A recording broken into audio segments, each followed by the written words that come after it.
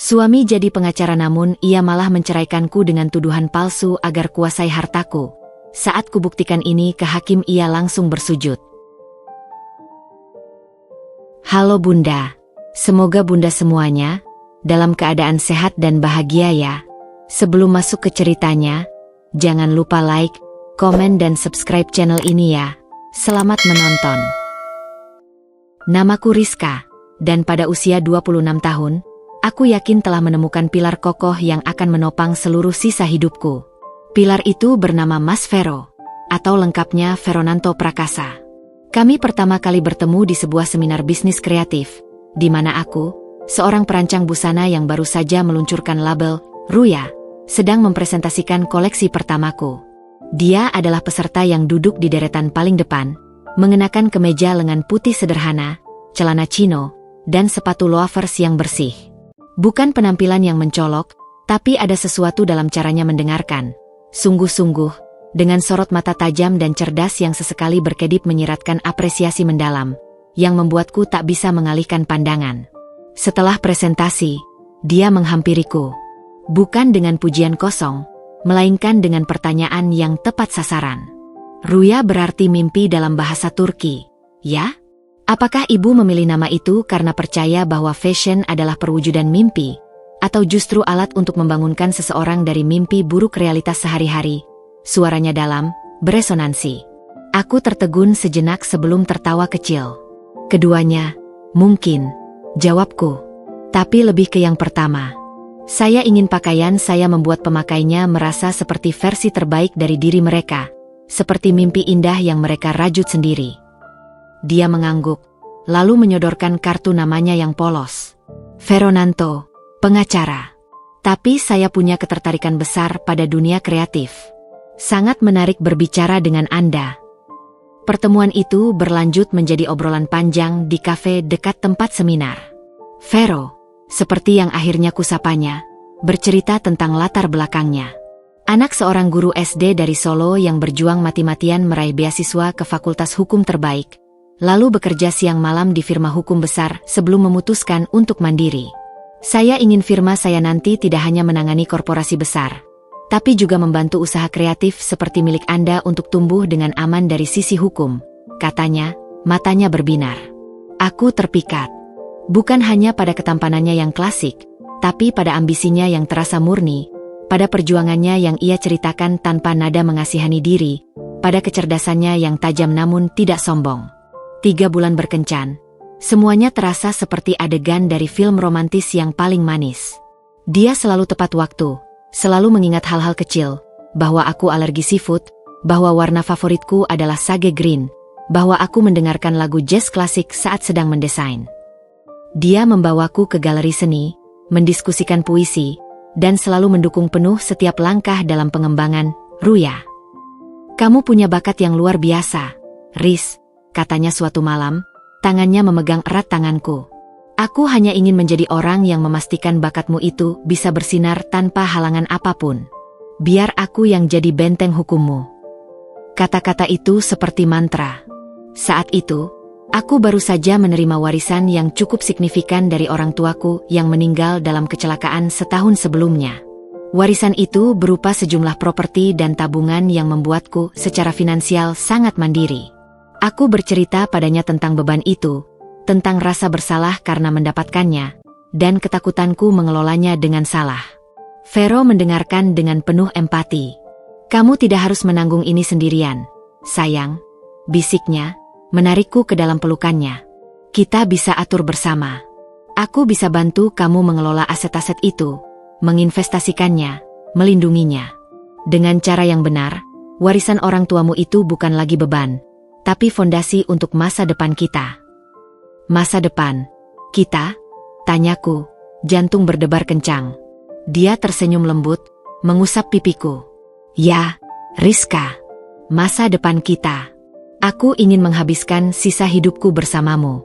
Aku ingin membangun sesuatu yang abadi. Tapi aku tidak ingin apapun dari warisanmu itu. Aku hanya ingin melihatmu tenang dan bahagia. Kalimat itu meluluhkan semua batasan terakhir di hatiku. 6 bulan kemudian, di sebuah taman minimalis dengan dekorasi yang seluruhnya bergaya Ruya, kami menikah. Aku memakai gaun pengantin buatanku sendiri, sementara Vero berdiri gagah dalam tuxedo. Saat tukang puji membacakan ikrar, air mataku mengalir. Vero memegang tanganku erat, matanya juga berkaca-kaca. Dengan ini aku terima Rizka menjadi istriku, ucapnya, suaranya mantap dan penuh keyakinan yang membuat seluruh tamu terharu. Janji setia itu terasa begitu nyata, diukir di setiap relung jiwaku. Masa-masa awal pernikahan adalah bulan madu yang tak berkesudahan. Vero membantu mengonsepkan perluasan Ruya dari butik tunggal menjadi 3 cabang. Dia yang menangani semua kontrak hukum, negosiasi sewa, dan pendirian badan usahanya. Aku, yang fokus pada desain dan produksi, merasa sangat terbantu. Kamu adalah otak kreatifnya, aku yang jadi tangan kanan sekaligus perisainya, katanya sambil mencium keningku. Aku percaya begitu saja. Ketika dia mengutarakan keinginannya untuk mendirikan firma hukumnya sendiri, Vero Partners, aku tidak ragu sedikitpun. Butuh modal awal yang cukup besar untuk sewa kantor strategis dan merekrut asisten yang kompeten. Keluhnya suatu malam, wajahnya tampak lesu. Aku sudah hitung-hitungan, tabunganku belum cukup. Mungkin harus ditunda lagi. Hati aku tersentuh. Inilah pria yang telah membantuku mewujudkan mimpi. Bukankah sudah seharusnya aku membantunya mewujudkan mimpinya juga? Berapa yang kamu butuhkan, Ver? Tanyaku. Dia menatapku, seolah ragu. Jangan, Riz. Itu uang warisan orang tuamu. Aku tidak mau.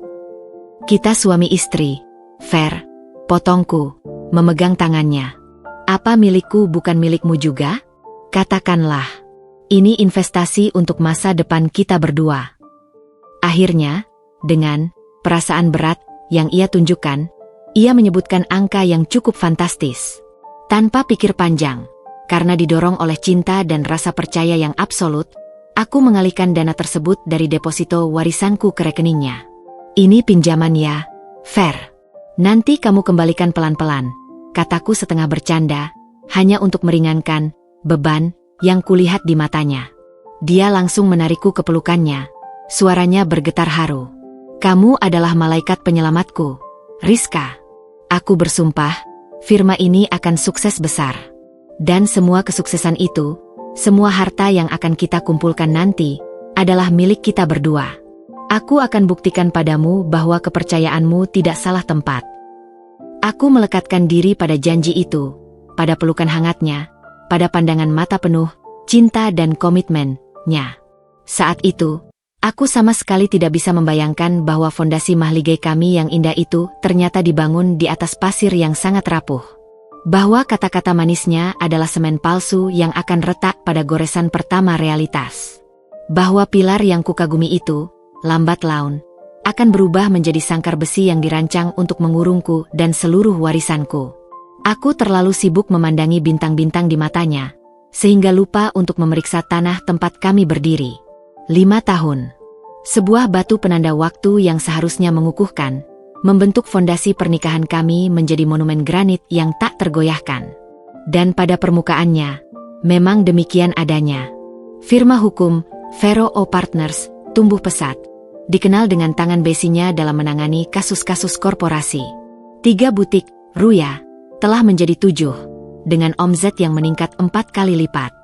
Kami pindah dari apartemen sederhana ke rumah mewah di kawasan Pondok Indah, lengkap dengan kolam renang dan taman yang dirawat oleh 3 orang tukang kebun. Secara materi, kami memiliki segalanya. Tapi di balik dinding-dinding marmer dan kaca itu, udara mulai terasa berbeda. Dingin, meski AC selalu menyala pada suhu ideal 22 derajat Celcius. Perubahannya halus, seperti retakan rambut di permukaan vas antik yang indah. Awalnya dari hal-hal kecil. Vero, yang dulu selalu pulang tepat pukul 7 malam untuk makan malam bersama, kini mulai rutin, lembur. Alasan yang selalu sama, kasus besar, Riz. Klien dari Singapura ini sangat menuntut. Atau, harus menjamu hakim, sayang. Ini bagian dari permainan. Aku memaklumi. Dunia hukum memang keras, pikirku. Aku sibuk sendiri dengan persiapan fashion show perdana, Ruya, di Hotel Bintang 5, jadi rasanya seimbang. Tapi, selalu ada, tapi, yang mengendap di hati. Malam itu, sekitar pukul 11, aku masih terjaga di studio rumah, menyelesaikan sentuhan akhir pada koleksi bertema Phoenix. Vero bilang ada dinner meeting dan akan pulang larut. Tapi tiba-tiba, aku mendengar suara pintu gerbang terbuka. Rasa kangen, aku jarang menemuinya di akhir pekan belakangan ini, mendorongku untuk turun ke bawah. Aku melihatnya masuk dari garasi, wajahnya tampak lelah, tapi ada semacam kepuasan lain yang bersinar di matanya. Bukan kepuasan karena menyelesaikan pekerjaan, tapi lebih seperti kemenangan kecil yang egois. Kamu pulang lebih awal dari perkiraan, sapaku, menghampirinya untuk membantu melepas jasnya. Aroma parfumnya yang biasa, Bleu de Chanel, tercampur dengan aroma asing, wewangian floral manis yang bukan milikku, dan aroma cigar ringan. Dia agak kaget melihatku, lalu senyumnya cepat terkembang, namun terasa datar, seperti lampu neon yang dinyalakan paksa. Meetingnya selesai lebih cepat. Capek banget, Riz. Dia mencium keningku dengan cepat. Sebuah ritual yang dulu dilakukan dengan penuh kasih, kini terasa seperti checklist formal. Kamu habis merokok? Tanyaku, mencoba menahan nada cemburu yang mulai menggeliat. Vero berjanji berhenti merokok sejak sebelum menikah. Ah, cuma 1 batang. Klien dari Batam, bawaan dia. Harus aku temani, jawabnya sambil mengusap-usap pelipis. Aku mandi dulu, ya? Bau asap nempel. Dia bergegas naik ke lantai atas, meninggalkan aku berdiri di tengah hall yang luas dan sunyi. Aroma floral manis itu masih melayang di udara. Aku mengenali wewangian itu. Itu Miss Dior, wewangian yang sangat populer. Aneh, klien korporasi dari Batam atau Singapura biasanya pria. Perasaan tidak enak mulai menggerogoti.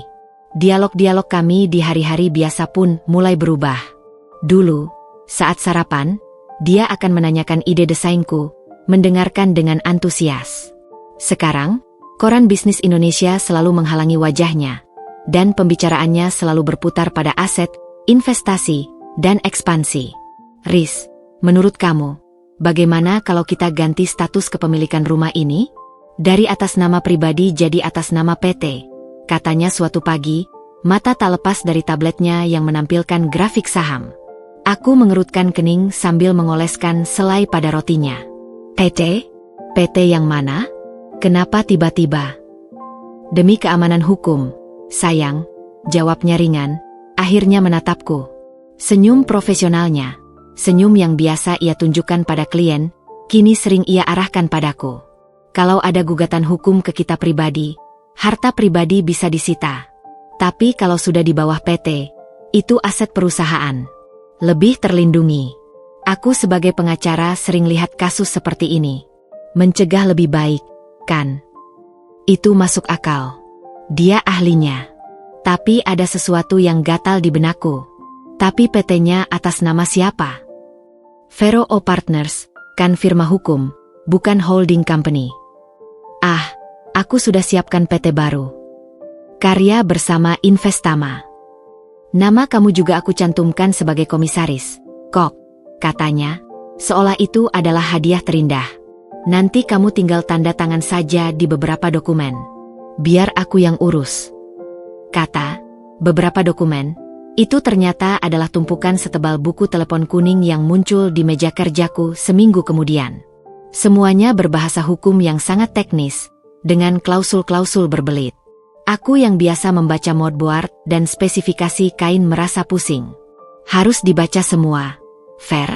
Ini banyak sekali, keluhku. Percayakan saja padaku, Riz. Isinya standar semua. Pokoknya untuk melindungi kita. Bujuknya, sambil sudah menyodorkan pulpen. Tanda tangan kamu di sini, sini, dan sini. Nanti aku bawa ke notaris. Kepercayaan buta itu masih kuat, meskipun mulai retak. Aku menandatanganinya, dengan perasaan campur aduk lega dan was-was yang tak bisa kujelaskan. Bagai menyerahkan kemudi kapal sepenuhnya pada nahkoda, tanpa bertanya kemana arah pelayaran. Bisikan yang mengganggu itu mencapai puncaknya pada suatu Kamis malam. Vero mengira aku sudah tidur setelah minum obat flu. Tapi aku terbangun karena haus. Saat turun ke dapur untuk mengambil air, Aku melihat cahaya dari ruang kerjanya yang terpancar di ujung koridor. Pintunya terbuka sedikit. Aku mendekat, tidak bermaksud mengintip, hanya ingin mengingatkannya untuk tidur. Tapi sebelum sempat mengetuk, suaranya yang rendah dan serius, berbeda dengan nada yang biasa ia gunakan padaku, menyentak telingaku. Iya, Pak. Tenang saja. Semua akan berjalan sesuai rencana. Dia sudah tanda tangan semua dokumen pengalihan aset ke PT. Tinggal 1-2 langkah lagi. Iya, full control. Percayalah, saya handle sendiri. Istri saya itu. Di sini, suaranya turun sedikit, dan aku harus menahan napas untuk mendengar. Terlalu baik dan naif. Dia percaya segala sesuatu padaku. Itu kelemahannya, sekaligus kemudahan bagi kita. Es seketika mengalir di pembuluh darahku. Terlalu baik dan naif. Kata-kata itu diucapkan bukan dengan kasihan atau sayang, tapi dengan nada triumph. Sebuah nada yang digunakan seseorang yang merasa telah memenangkan sebuah permainan. Kemudahan bagi kita, siapakah kita itu? Aku berdiri membeku di balik pintu, tangan menggenggam erat gelas air, hingga nuklesku memutih. Akhir tahun ini, insya Allah, semua sudah clear. Aset liquid kita bisa langsung di fork. Ya, sudah ada skema untuk fashion bisnisnya juga. Nanti kita pasang orang kita sebagai Director of Finance. Pelan-pelan kita keruk dari dalam. Tak kuat lagi mendengar. Aku mundur pelan-pelan. Hati berdebar kencang seperti akan meledak dari dada. Kakiku gemetar menaiki tangga kembali ke kamar. Di tempat tidur yang luas dan dingin, aku memejamkan mata, berusaha meyakinkan diri sendiri. Aku salah dengar. Pasti. Dia sedang membicarakan strategi untuk klien. Atau mungkin aku yang paranoid karena kurang tidur dan obat flu. Dia adalah Vero, suamiku, yang bersumpah melindungiku. Tapi aroma Miss Dior yang sempat menempel di jasnya minggu lalu, senyum datarnya, tumpukan dokumen yang tak pernah ia izinkan aku pelajari lebih jauh, dan sekarang, kata-kata, naif, dan kemudahan, itu, semuanya berpadu membentuk sebuah gambaran mengerikan yang mulai susah kubantah. Malam itu, untuk pertama kalinya dalam 5 tahun pernikahan, rasa aman yang selama ini menyelimutiku seperti selimut hangat, tersibak. Dan udara malam yang menusuk tulang pun mulai menyusup, membawa serta sebuah pertanyaan mengerikan yang tak berani kuucapkan. Siapa sebenarnya pria yang kukatakan sebagai suamiku ini? Setelah malam bisikan itu, hidupku seperti berjalan di 2 rel yang berbeda. Di permukaan, segalanya tetap normal, bahkan lebih baik. Vero tiba-tiba menjadi lebih perhatian. Dia pulang lebih awal beberapa kali, membawakanku macarons dari tempat favoritku, dan bahkan menghadiri fitting untuk koleksi Phoenix-ku, hal yang sudah lama tidak dilakukannya. Namun, perhatian itu terasa dipaksakan. Seperti aktor yang sedang menghafal dialog untuk sebuah peran. Setiap senyumannya dihitung, setiap sentuhannya dingin. Aku berusaha menepis kecurigaanku, menyalahkan diri sendiri karena telah berprasangka buruk. Mungkin dia memang stres dengan pekerjaan, dan aku, karena sibuk dengan fashion show, menjadi kurang sensitif. Tapi rel yang kedua, di dalam benakku, penuh dengan tikungan tajam dan sinyal peringatan yang berkedip merah. Aku mulai memperhatikan hal-hal yang sebelumnya luput. Misalnya, laptop lamanya yang biasa dibiarkan terbuka di meja makan, kini selalu dalam keadaan terkunci dengan password baru. Atau ponselnya yang selalu ditempatkan dengan layar menghadap ke bawah. Khususnya, caranya membicarakan uang dan aset menjadi lebih intens, lebih mendesak. Suatu sore, saat kami sedang duduk di teras belakang menikmati teh, dia membuka percakapan dengan nada yang terdengar ringan, namun matanya mengamatiku dengan saksama. Riz, fashion show MU sukses besar. Ruya sekarang benar-benar brand yang diperhitungkan. Tapi, dengan pertumbuhan secepat ini, risiko hukum dan finansialnya juga besar. Loh. Aku menaruh cangkir teh. Risiko seperti apa maksudmu? Kan sudah ada tim legal dan finance yang kamu rekrut untukku. Tim itu bagus, tapi mereka hanya karyawan. Ujarnya, bersandar ke depan, sikapnya seperti seorang pengacara yang sedang memberi nasihat pada klien penting. Strukturnya masih rapuh. Semua aset, butik-butik, gedung workshop, bahkan rumah ini, masih atas nama pribadi kamu. Bayangkan jika ada tuntutan dari pemakai yang klaim alergi karena kain, atau dari pemasok yang menuduh Wan prestasi. Bisa-bisa semua yang kamu bangun habis disita. Tapi selama ini kan tidak ada masalah. Bantahku lemah, rasa takut mulai merayap. Belum ada. Tapi hukum itu seperti badai, Riz. Datangnya tak terduga. Kita harus memagari semua aset kita sedini mungkin. Suaranya sangat meyakinkan, penuh dengan otoritas profesional yang biasa membuatku menganggur patuh. Cara terbaik adalah dengan mengkonsolidasikan semua aset ke dalam satu badan hukum yang kuat. PT Karya bersama Investama, yang sudah kita dirikan itu, harusnya jadi payung utama. Bagaimana caranya? Tanyaku, hati berdebar. Dengan mengalihkan kepemilikan dari nama Rizka pribadi menjadi atas nama PT. Prosesnya namanya legal transfer. Kamu hanya perlu menandatangani akta pengalihan. Nanti, kamu tetap pemilik manfaatnya, karena kamu adalah pemegang saham mayoritas di PT itu. Tapi secara hukum, asetnya sudah aman di perusahaan, bukan di dirimu yang rentan dituntut. Itu terdengar sangat logis. Terlalu logis. Tapi kenapa dadaku terasa sesak? Bolehku lihat dulu draft akta dan struktur kepemilikan saham PT-nya? Aku ingin paham betul. Sekilas, ada sesuatu yang melintas di matanya. Sebuah kilatan cepat berupa rasa tidak sabar atau mungkin iritasi, tapi segera hilang, ditutupi oleh senyum pengertian. Tentu saja, sayang. Kamu memang harus paham. Aku akan minta notaris untuk menyiapkan semua dokumen dan menjelaskan padamu dengan plain language. Tapi percayalah, ini untuk kebaikan kita. Kita, kata itu lagi. Tapi yang kurasakan justru semakin terpisah. Pertemuan dengan notaris, seorang perempuan bernama Clara dengan penampilan sangat rapi dan sopan, dilakukan di kantor Vero. Clara menjelaskan dengan lancar, tapi bahasanya tetap penuh istilah hukum. Dokumen yang ditunjukkan padaku tebal-tebal. Aku mencoba membaca, tapi konsentrasiku buyar oleh desisan halus Vero di sebelahku. Intinya, Riz, kamu mengalihkan aset A, B, C ke PT, dan sebagai gantinya, kamu dapat saham X, Y, Z sederhana. Berapa persen sahamku di PT ini? Tanyaku langsung pada Clara. Clara tersenyum, melirik cepat ke Vero. Sesuai kesepakatan sebelumnya, ibu sebagai kontributor aset utama, mendapatkan 60% saham. Sisanya, 40%, dipegang oleh Mas Vero, sebagai managing director dan penanggung jawab operasional. Aku terkejut. Kesepakatan sebelumnya, aku tidak pernah menyetujui pembagian seperti ini. Vero segera menempatkan tangannya di atas tanganku. Riz, dengar dulu. Aku yang akan mengelola PT ini, mengambil semua risiko operasional dan hukum. Kerjaku akan sangat berat. Pembagian ini adalah bentuk kompensasi dan juga agar aku punya authority yang cukup untuk mengambil keputusan cepat untuk melindungi aset kita. Ingat, ini demi keamanan. Lagi pula, kita kan satu. Milikku ya milikmu juga. Logikanya berputar-putar, membuatku pusing. Di satu sisi, itu masuk akal.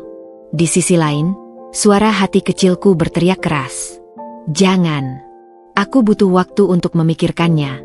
Fair. Ini keputusan besar. Wajahnya berubah. Dingin. Senyumnya lenyap. Rizka, ini bukan waktunya untuk ragu-ragu. Fashion show MU baru saja menarik banyak perhatian, termasuk dari pesaing-pesaing yang mungkin iri. Aku sudah dapat informasi, ada yang berencana menggugatmu soal hak cipta sebuah motif. Kalau aset masih atas namamu, gugatan itu bisa langsung menjerat hartamu. Kamu mau ambil risiko itu? Itu adalah pukulan rendah. Dia menggunakan ketakutanku, kekhawatiranku yang paling dalam terhadap jerat hukum yang tidak kupahami, sebagai senjata. Gugatan hak cipta? Motif apa? Dari siapa? Tanyaku panik. Detailnya sedang aku selidiki. Tapi lebih baik kita antisipasi dari sekarang. Tanda tangan saja dokumennya hari ini. Nanti aku bisa lebih leluasa membelamu secara hukum. Bujuknya, suara kembali lembut, namun ada tekanan yang tak terbantahkan di baliknya. Aku terjepit. Di antara ketakutan akan gugatan yang mungkin nyata, atau mungkin tidak, dan desakan suami yang seharusnya melindungiku, aku merasa seperti tikus dalam perangkap.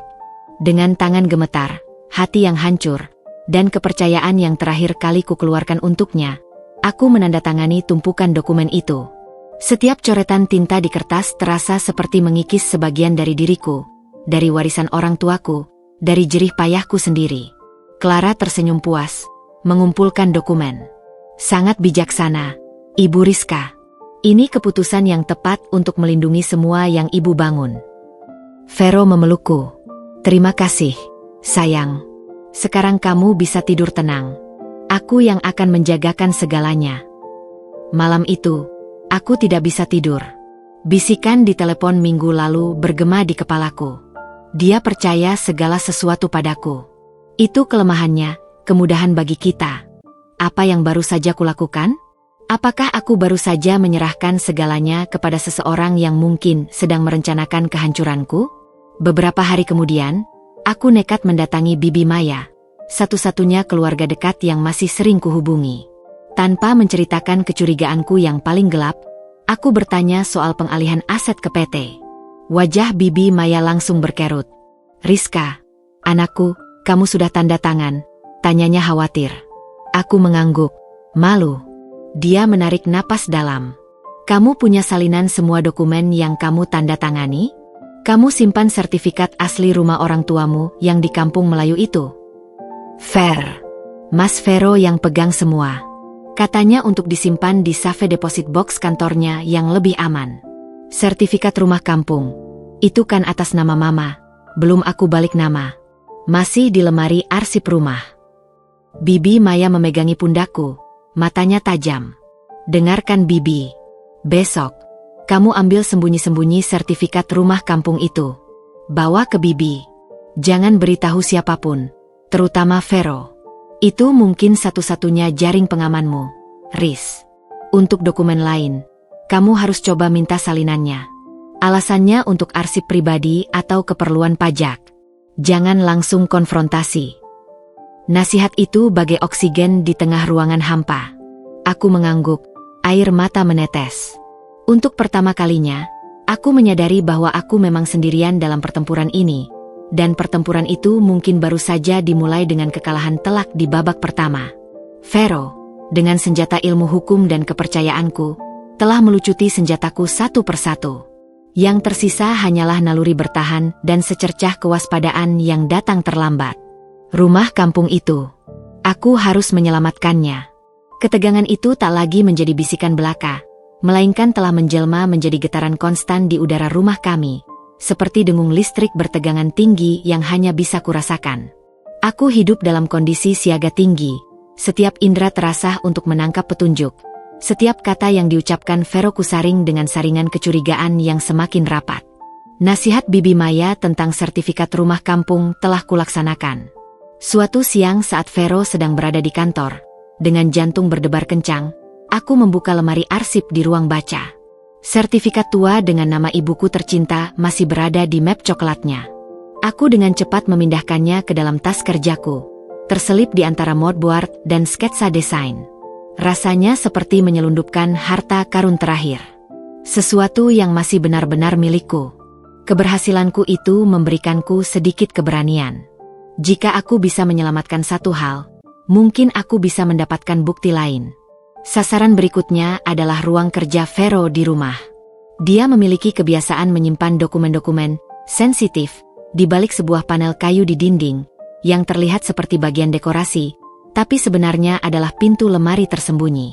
Aku tahu ini karena dulu, saat baru pindah, dialah yang dengan bangga menunjukkan fitur keamanan rumah itu padaku. Ini tempat yang aman untuk surat-surat berharga kita, katanya waktu itu. Kini, kata kita, itu terasa seperti lelucon pahit. Mendapatkan akses ke sana adalah tantangan. Lemari itu dikunci dengan kunci kombinasi elektronik kecil. Aku pernah melihat Vero memasukkan kodenya bertahun-tahun lalu, tetapi ingatanku samar. 4 digit. Tanggal lahirnya? Tidak. Tanggal lahirku? Mungkin. Atau tanggal pernikahan kami? Aku harus mencoba. Kesempatan datang ketika Vero mengumumkan harus pergi ke Bandung untuk urusan klien selama 2 hari. Kasus merger perusahaan tekstil besar.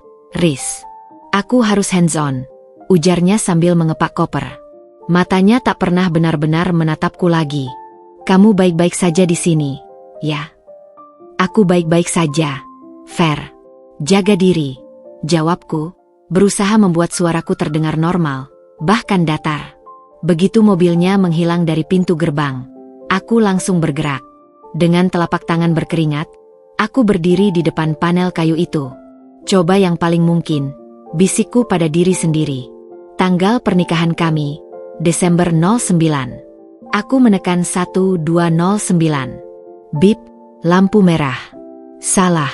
Tanggal lahirku, 2389. Bip, lampu merah lagi. Jantungku berdegup kencang. Tenang, Rizka. Aku memejamkan mata, mencoba mengingat gerakan jarinya dulu. 4 tekanannya cepat. Bukan tanggal. Mungkin, nomor yang berarti baginya. Nomor kamar hotel tempat kami pertama kali berlibur? Atau sebuah firasat tiba-tiba menyergapku.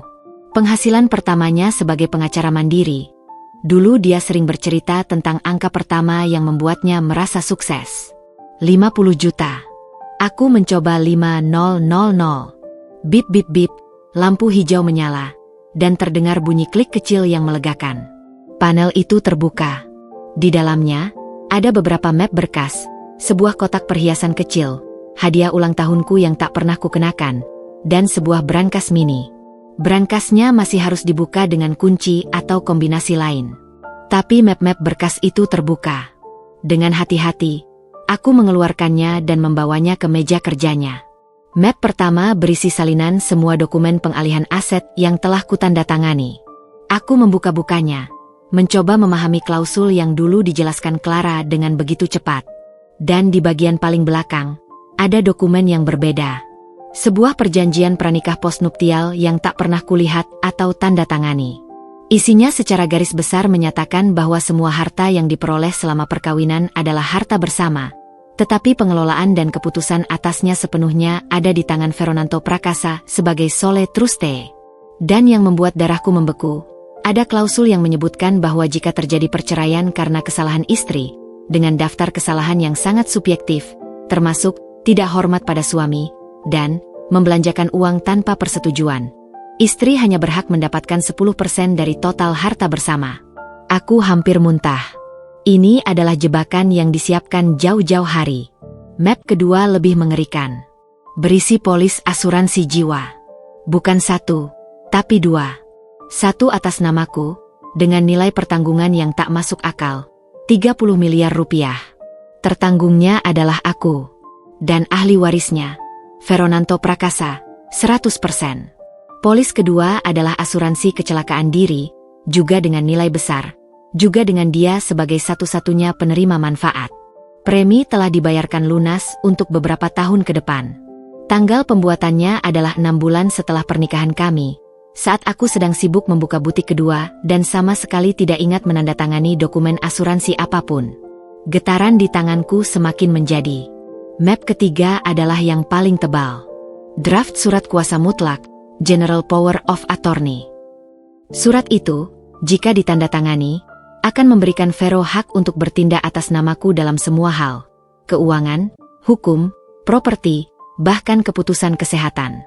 Ia bisa menjual asetku, mengambil pinjaman atas namaku, bahkan, aku membacanya 2 kali untuk memastikan. Memberikan persetujuan atas tindakan medis yang bersifat invasif. Surat itu masih dalam bentuk draft, tetapi sudah disusun sangat detail, lengkap dengan tempat untuk tanda tangan, materai, dan pengesahan notaris. Di sudut halaman, ada tulisan tangan Vero yang familiar. Siapkan versi final setelah R setor saham terakhir. Jangan lupa sertifikasi notaris oleh C. Huruf C. Itu kemungkinan besar Clara. Aku terduduk lemas di kursinya. Dunia berputar. Ini bukan lagi kecurigaan. Ini adalah bukti nyata dari sebuah konspirasi yang dalam, dingin, dan sangat terencana. Suamiku, orang yang kupercayai dengan nyawaku, telah menyiapkan kertas-kertas yang bisa membuatku miskin, terampas haknya, bahkan mati. Kata-kata, tindakan medis invasif, Dan polis asuransi jiwa dengan nilai fantastis itu menciptakan gambaran mengerikan di kepalaku. Aku tidak tahu berapa lama aku duduk terdiam, diselimuti kengerian yang membekukan. Suara dering teleponku memecah kesunyian yang mencekam. Dari layar, terpancar nama, Mas Vero. Aku menarik napas dalam-dalam, berusaha mengumpulkan sisa-sisa kekuatan. Hal-hal, suaraku serak. Riz, aku sampai. Hotelnya bagus. Kamu lagi apa? Suaranya riang, palsu. Aku lagi merapikan arsip di studio. Banyak sketsa berserakan. Bohongku keluar dengan lancar, didorong adrenalin. Oh alah, jangan kerja terlalu keras. Oh ya, ingat nggak kita punya dokumen asuransi kesehatan yang dulu kita urus bareng? Aku butuh fotokopi polisnya untuk klaim kantor. Itu kan kamu yang simpan ya, di lemari arsip. Tendangan langsung ke ulu hati. Dia menanyakan dokumen yang baru saja kubaca. Ini bukan kebetulan. Polis asuransi kesehatan? Yang mana? Aku nggak ingat nyimpen di mana. Jawabku, berusaha tetap kalem. Yang dari perusahaan Aksa itu. Coba kamu cek di map biru. Atau mungkin di Safe Deposit Box? Kunci boxnya kan ada padamu yang satu. Suaranya tetap ringan, tapi ada desakan di baliknya. Safe Deposit Box di bank itu kita jarang buka. Fair. Aku nggak ingat ada polis di sana. Nanti aku cari dulu ya. Kalau ketemu, aku kabari. Ada jeda singkat di seberang sana. Baik. Cari yang teliti ya. Sayang. Itu penting. Oke. Aku mau meeting dulu. Cium ya. Telepon pun ditutup. Aku gemetar tak terkendali. Dia sedang menguji, atau mungkin sedang memulai langkah berikutnya. Dia ingin polis itu. Atau mungkin, dia ingin tahu apakah aku sudah menemukan sesuatu. Aku harus bertindak. Dengan cepat, menggunakan ponselku, aku memfoto halaman-halaman kunci dari dokumen-dokumen itu. Halaman tanda tangan polis asuransi jiwa, dengan tanda tanganku yang jelas dipalsukan. Aku ingat tidak pernah menandatanganinya. Klausul mengerikan dalam draft surat kuasa, dan catatan tangannya tentang setor saham terakhir. Aku mengunggah semua foto itu ke cloud pribadi yang tidak diketahui siapa-siapa, dan menghapusnya dari galeri ponsel. Kemudian, dengan sangat hati-hati, aku mengembalikan semua dokumen ke mapnya, dan map-map itu ke lemari tersembunyi. Kukunci kembali panel itu. Ruangan itu kembali seperti semula, tetapi segalanya telah berubah selamanya. Malam itu, ketika Vero menelepon lagi untuk menanyakan perkembangan pencarian, aku sudah lebih siap. Masih belum ketemu. Ver. Mungkin kesimpan di tempat lain. Atau kamu yang bawa? Soalnya aku ingatnya dulu urus asuransi. Kamu yang lebih aktif. Aku mulai melancarkan serangan balik kecil, menempatkan keraguan padanya. Ah, mungkin ya. Lupa aku. Sudah, nggak usah dicari. Nanti aku urus ulang saja. Jawabnya cepat, terdengar agak terganggu. Ver, panggilku. Sebelum dia menutup telepon. Aku nemu draft surat kuasa yang aneh di antara berkas-berkas lamaku. Isinya, ekstrim banget. Kamu tahu soal itu? Keheningan di seberang sana nyaris teraba. Lalu, tawa pendeknya terdengar, dipaksakan. Ah, yang itu. Itu cuma drafting lama. Riz. Waktu itu kita sempat diskusi mau bikin surat kuasa buat urus rumah kalau kita traveling lama. Kan? Tapi nggak jadi. Buang saja. Standard procedure pengacara. Banyak bikin draft yang nggak kepake. Tapi ada catatan tanganmu di situ. Siapkan versi final setelah setor saham terakhir. Itu maksudnya apa? Sekarang, heningnya lebih panjang, lebih berat. Rizka. Suaranya berubah menjadi rendah dan peringatan. Kamu mengorek-orek berkas kerjaku. Tidak ada lagi, sayang. Tidak ada lagi nada riang. Tidak sengaja nemu saat merapikan. Aku cuma penasaran. Jangan curiosity yang enggak-enggak. Itu urusan hukum yang enggak kamu pahami. Buang saja draft itu, dan lupakan. Fokus saja pada desainmu. Biar aku yang urus hukum dan keuangan kita. Seperti biasa. Kata-kata, seperti biasa, diucapkan seperti paku terakhir untuk peti mati kepercayaan. Saat itu, Di ujung telepon, dengan ribuan kilometer memisahkan kami, aku bisa merasakan topengnya yang mulai retak. Aku juga bisa merasakan, di balik dinginnya suaranya, ada kemarahan karena rencananya terganggu. Dan yang paling penting, aku melihat dengan jelas. Mata tak bisa bohong, tapi suara di telepon yang penuh kemarahan dan ketergesaan yang tersamar itu adalah pengakuan. Penemuan di ruang kerja itu bukanlah akhir, melainkan babak baru dalam perang dingin yang kini sepenuhnya kusadari terjadi di rumahku sendiri. Vero pulang dari Bandung dengan membawa oleh-oleh, sebuah syal sutra bermerek mahal yang sama sekali bukan seleraku. Hadiah itu seperti upaya terburu-buru untuk menutupi sesuatu, atau mungkin untuk membelokkan perhatianku. Aku menerimanya dengan senyum tipis, berterima kasih, dan langsung melipatnya rapi ke dalam lemari, bersama dengan semua ilusi yang tersisa. Setelah konfrontasi telepon tentang draft surat kuasa, sikapnya berubah lagi.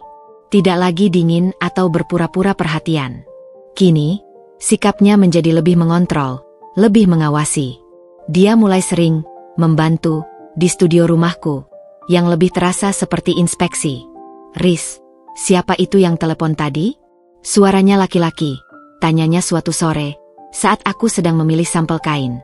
Itu adalah telepon dari pemasok sutra langka dari Italia, Pak Giovanni. Itu pemasok, Fer, dari Italia. Mau konfirmasi pesanan. Kenapa harus telepon langsung ke ponsel pribadimu? Tidak bisa lewat email atau ke office manager? Sorot matanya penuh curiga yang dipentaskan dengan baik. Karena pesanannya khusus dan dia ingin memastikan detailnya langsung dengan saya. Seperti biasa, jawabku, berusaha tenang.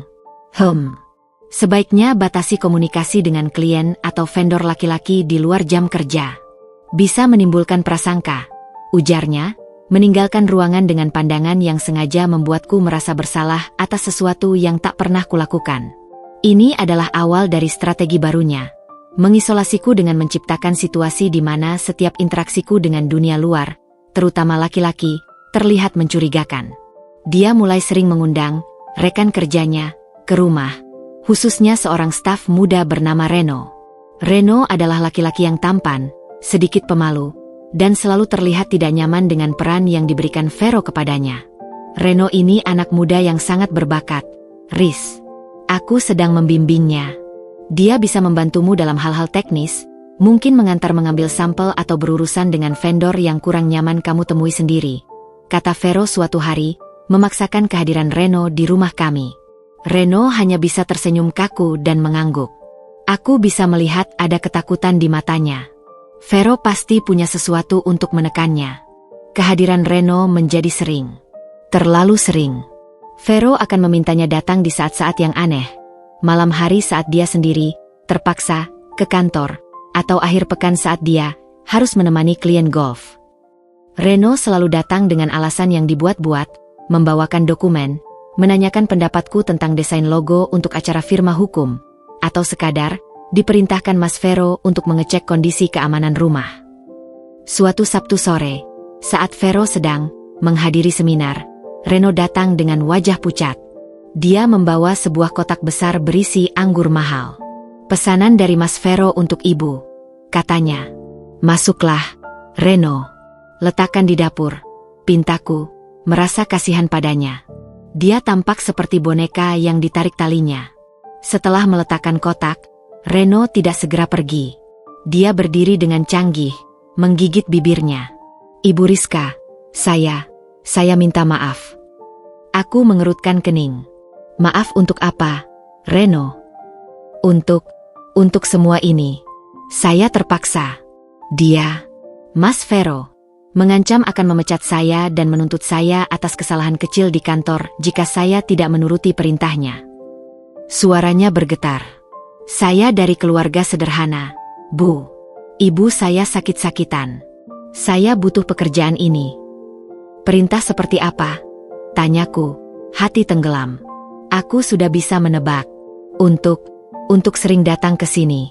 Untuk membiarkan diri saya difoto dari sudut tertentu.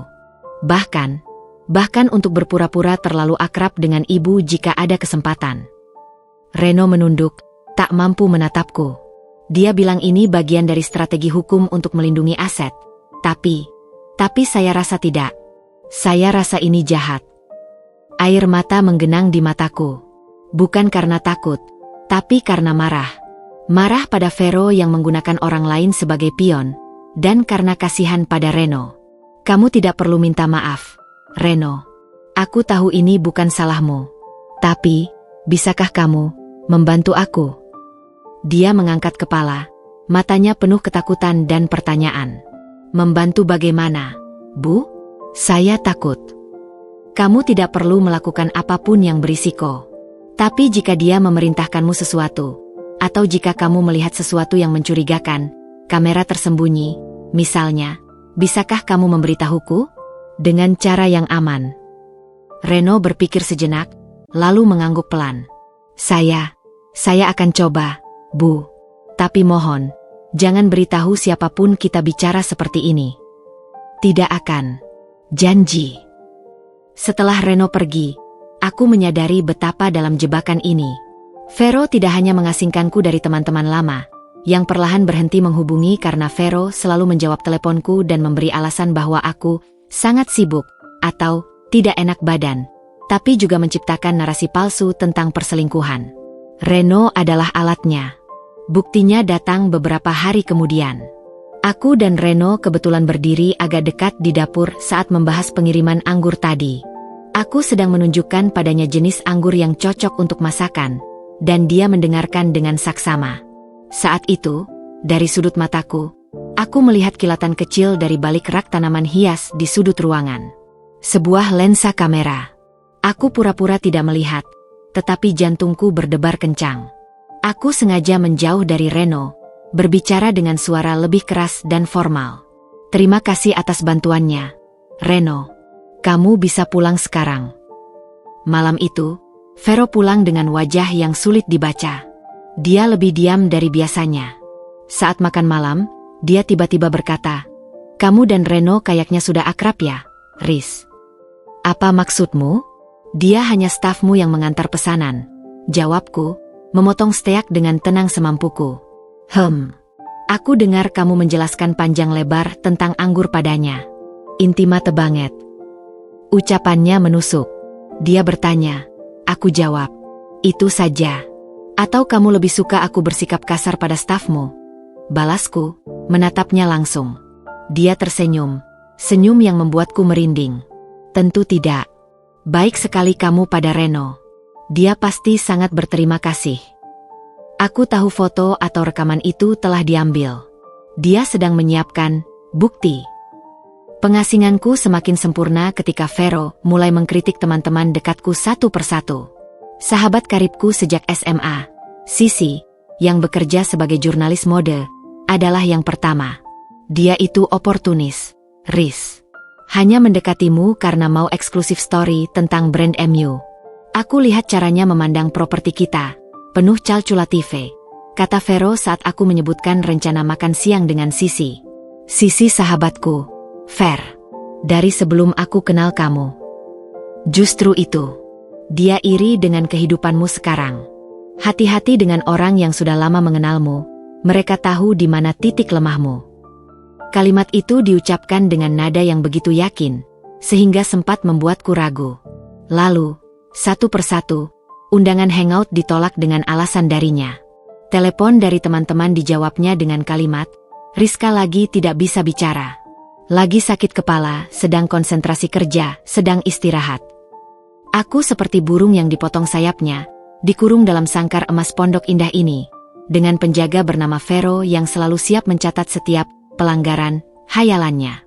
Puncaknya adalah ketika Bibi Maya hendak berkunjung. Vero langsung menolak.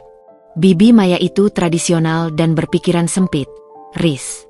Dia pasti akan menjelekkan aku di matamu karena aku tidak berasal dari keluarga kaya seperti kalian. Aku lagi banyak tekanan kerja. Aku tidak kuat untuk menghadapi komentarnya. Itu adalah batasnya. Dia satu-satunya keluargaku yang tersisa. Ver. Dia akan datang besok, dan aku akan menyambutnya. Wajahnya berubah merah. "Kamu tidak mendengarkan nasihatku? Aku suamimu. Aku yang tahu apa yang terbaik untukmu. Menjauhkanku dari orang-orang yang mencintaiku bukan yang terbaik untukku. jawabku, suara tegar untuk pertama kalinya. Pertengkaran itu berakhir dengan dia membanting pintu dan pergi menginap di hotel. Bibi Maya datang dan melihat langsung keadaanku yang lesu dan penuh ketakutan. Tanpa banyak tanya, dia memelukku erat. Anakku, kamu kurus dan penuh ketakutan. Apa yang dia lakukan padamu? Aku runtuh. Aku ceritakan semuanya. Dari dokumen-dokumen menyeramkan hingga kehadiran Reno dan kamera tersembunyi. Bibi Maya mendengarkan dengan wajah semakin pucat, lalu marah. Dia sedang mempersiapkan sesuatu yang sangat buruk. Riz, kamu tidak bisa tinggal di sini. Kamu harus pergi. Tapi kemana, Bei? Dia mengontrol segalanya. Kamu punya rumah orang tuamu di kampung. Itu masih atas nama ibumu. Itu aman. Tapi jangan pergi sekarang. Dia akan menuduh kamu melarikan diri. Kamu harus bertahan, mengumpulkan lebih banyak bukti, dan baru melawan ketika waktunya tepat. Tapi kamu tidak boleh sendirian. Aku akan sering datang. Dan, Bibi Maya memegang tanganku. Kamu butuh pengacara. Bukan dia. Pengacara yang benar-benar untukmu. Perkataan Bibi Maya seperti lentera di tengah kegelapan. Aku terjebak, terasing, dan sedang dipersiapkan untuk sebuah kejahatan. Tapi aku tidak lagi buta. Aku tahu musuhku. Dan untuk pertama kalinya sejak badai ini dimulai, aku mulai memiliki sekutu dan sebuah rencana. Sangkar itu masih mengurungku, tapi aku mulai mengasah paruh dan cakar. Pertarungan untuk kebenaran dan hidupku baru akan dimulai. Setelah kunjungan Bibi Maya, atmosfer di rumah berubah menjadi medan perang yang sunyi. Vero, yang marah karena aku mendurhakai larangannya untuk menerima tamu, tak lagi berpura-pura menjaga sopan santun. Dia masih pulang, tapi kehadirannya bagai bayangan dingin yang menghantui lorong-lorong rumah megah kami. Komunikasi kami hanya berupa nota tempel singkat atau pesan teks formal soal tagihan rumah tangga. Dia sengaja meninggalkan jejak kecil intimidasi. Dokumen-dokumen firma hukumnya yang berserakan di meja makan dengan posisi seolah-olah aku telah mengobrak-abriknya.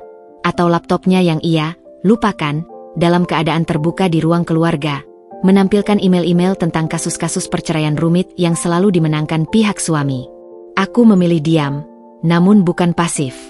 Aku menggunakan setiap detik kesendirianku untuk mengumpulkan informasi. Reno, yang masih dihantui rasa bersalah, memberikanku petunjuk berharga melalui pesan terselubung di media sosial.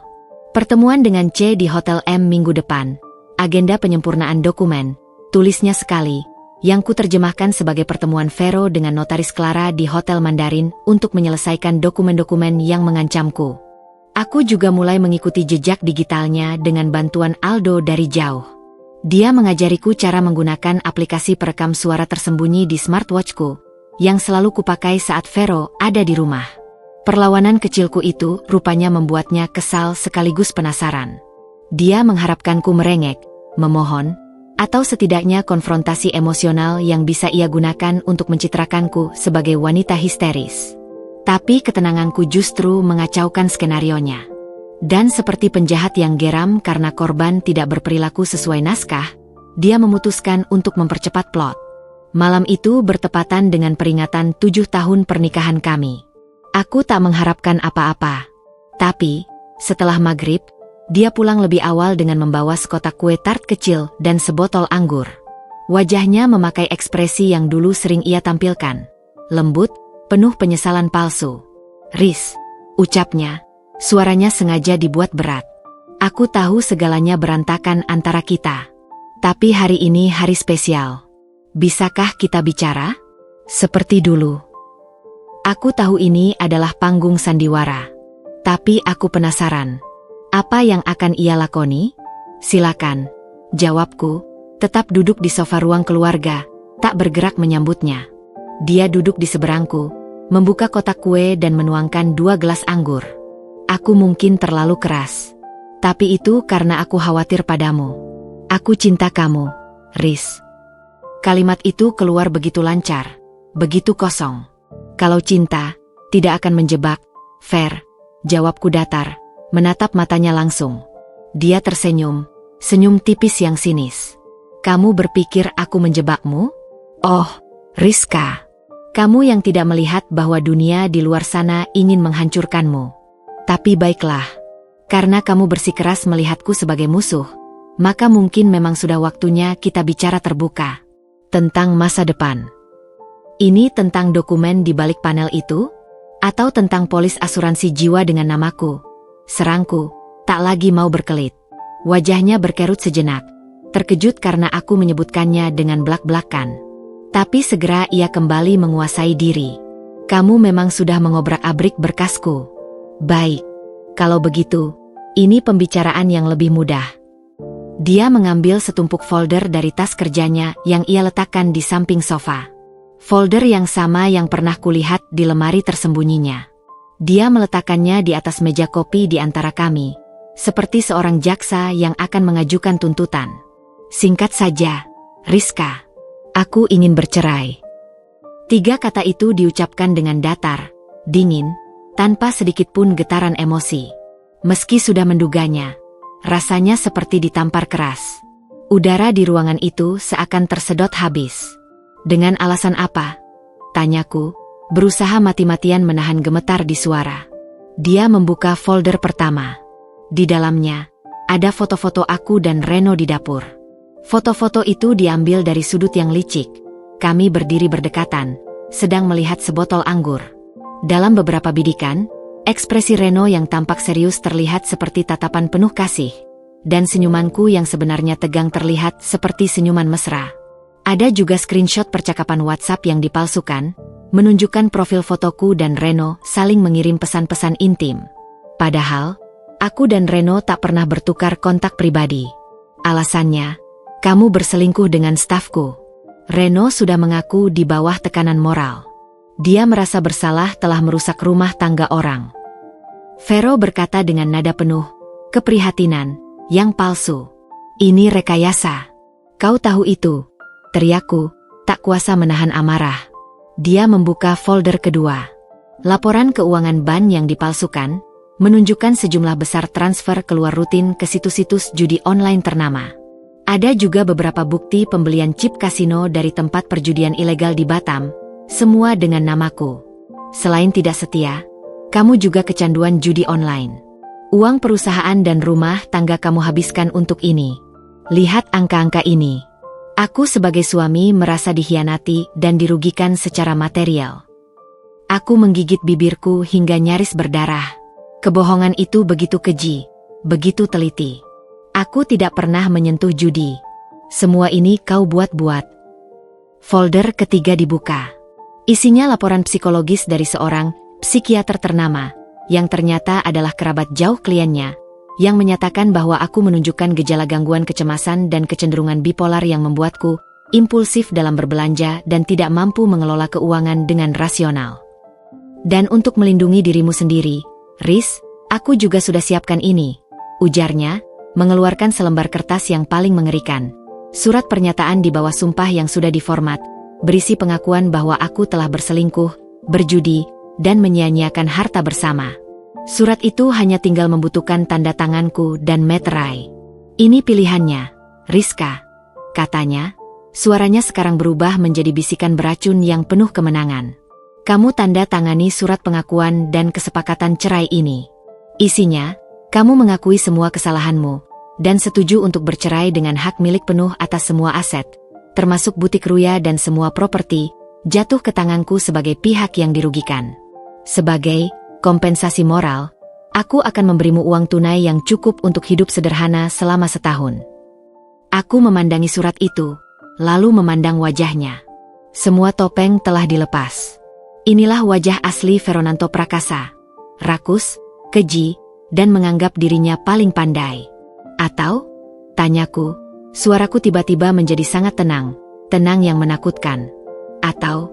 Dia menyeringai, kita berperang di pengadilan.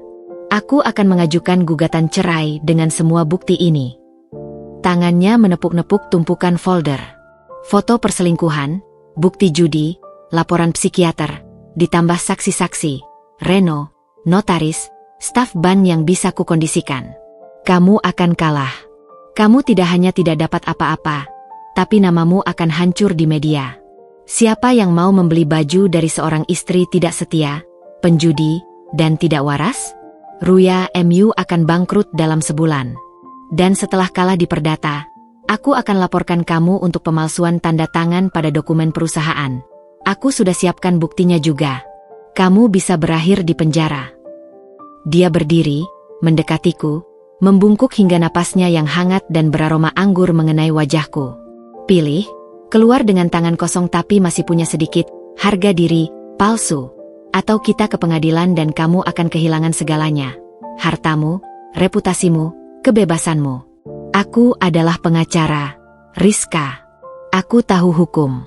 Aku yang membuat hukum untuk klien-klienku. Kamu cuma seorang perancang busana yang polos. Kamu pikir bisa melawanku? Waktu seperti membeku.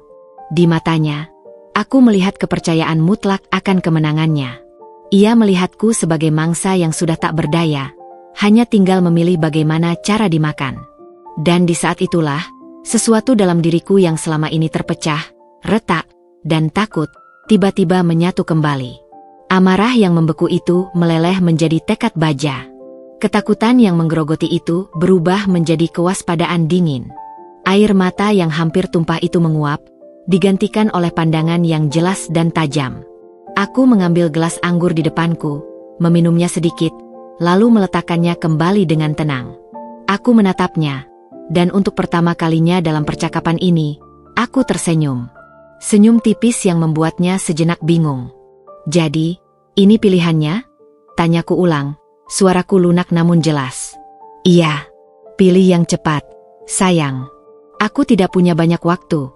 Jawabnya, mengira aku akan menyerah. Aku berdiri, menyamai tinggi tubuhnya, menatap langsung ke matanya yang penuh kemenangan palsu itu. Baik, Mas Vero. Aku sudah mendengar tawarannya. Aku berjalan ke arah meja kerjaku di sudut ruangan, mengambil pulpen. Dia mengikutiku dengan pandangan, yakin aku akan menandatangani surat pengakuan itu. Tapi aku malah mengambil selembar kertas kosong dan sebuah amplop. Dengan tulisan cepat, aku menulis sesuatu. Besok, kataku, sambil mengisi amplop itu, aku akan memberikan jawabanku. Buat apa besok? Tanda tangan sekarang. Desaknya, kesabaran tipisnya mulai habis. Tidak, jawabku tegas. Aku menoleh padanya. Kamu bilang aku punya pilihan. Dan aku memilih untuk tidak memilih sesuai skenariomu. Kamu mau gugat cerai? Silakan. Ajukan semua bukti palsumu itu. Tapi ingat baik-baik, setiap bidikan kamera punya sudut lain. Setiap dokumen palsu meninggalkan jejak digital. Dan setiap kebohongan, pada akhirnya, akan terbongkar. Wajahnya memerah. Kamu mengancamku. Tidak, balasku, sambil berjalan menuju pintu. Aku hanya memberitahumu. Pertarungan yang kamu inginkan, itu akan kamu dapatkan. Tapi bukan dengan aturanmu. Kita akan bertemu di pengadilan, Mas Vero. Dan di sanalah kita akan lihat, siapa sebenarnya yang polos. Aku meninggalkannya berdiri kaku di tengah ruangan, dengan tumpukan folder kebohongannya dan segelas anggur yang mulai basi. Malam itu, di kamar tidur yang terpisah, aku tidak menangis. Aku membuka laptopku dan mengirim email pada Aldo dan Bibi Maya, dengan subjek, pertempuran dimulai. Siapkan semuanya. Pengkhianatan telah dinyatakan secara terbuka. Perang hukum telah diumumkan. Dan aku, Rizka, yang dituduh polos dan tak berdaya, baru saja menyatakan diri siap bertempur. Dengan jantung berdebar kencang namun penuh keyakinan baru, aku menyadari satu hal. Terkadang, saat segala sesuatu dirampas, yang tersisa hanyalah kekuatan untuk melawan. Dan kekuatan itu, akhirnya, telah kudapatkan kembali. Malam setelah pengkhianatan terbuka Vero itu adalah malam paling sunyi dan paling panjang dalam hidupku. Aku duduk di balkon kamar tidur yang kini hanya kuhuni sendirian, menatap kolam renang di bawah yang diterangi lampu taman. Airnya berkilau seperti cairan perak beracun. Tubuhku terasa hampa, bagai cangkang kosong yang baru saja dihantam badai. Semua yang diucapkan Vero, kebencian, ancaman, dan skema kejinya, bergema di kepalaku seperti dentang lonceng kematian. Aku menangis.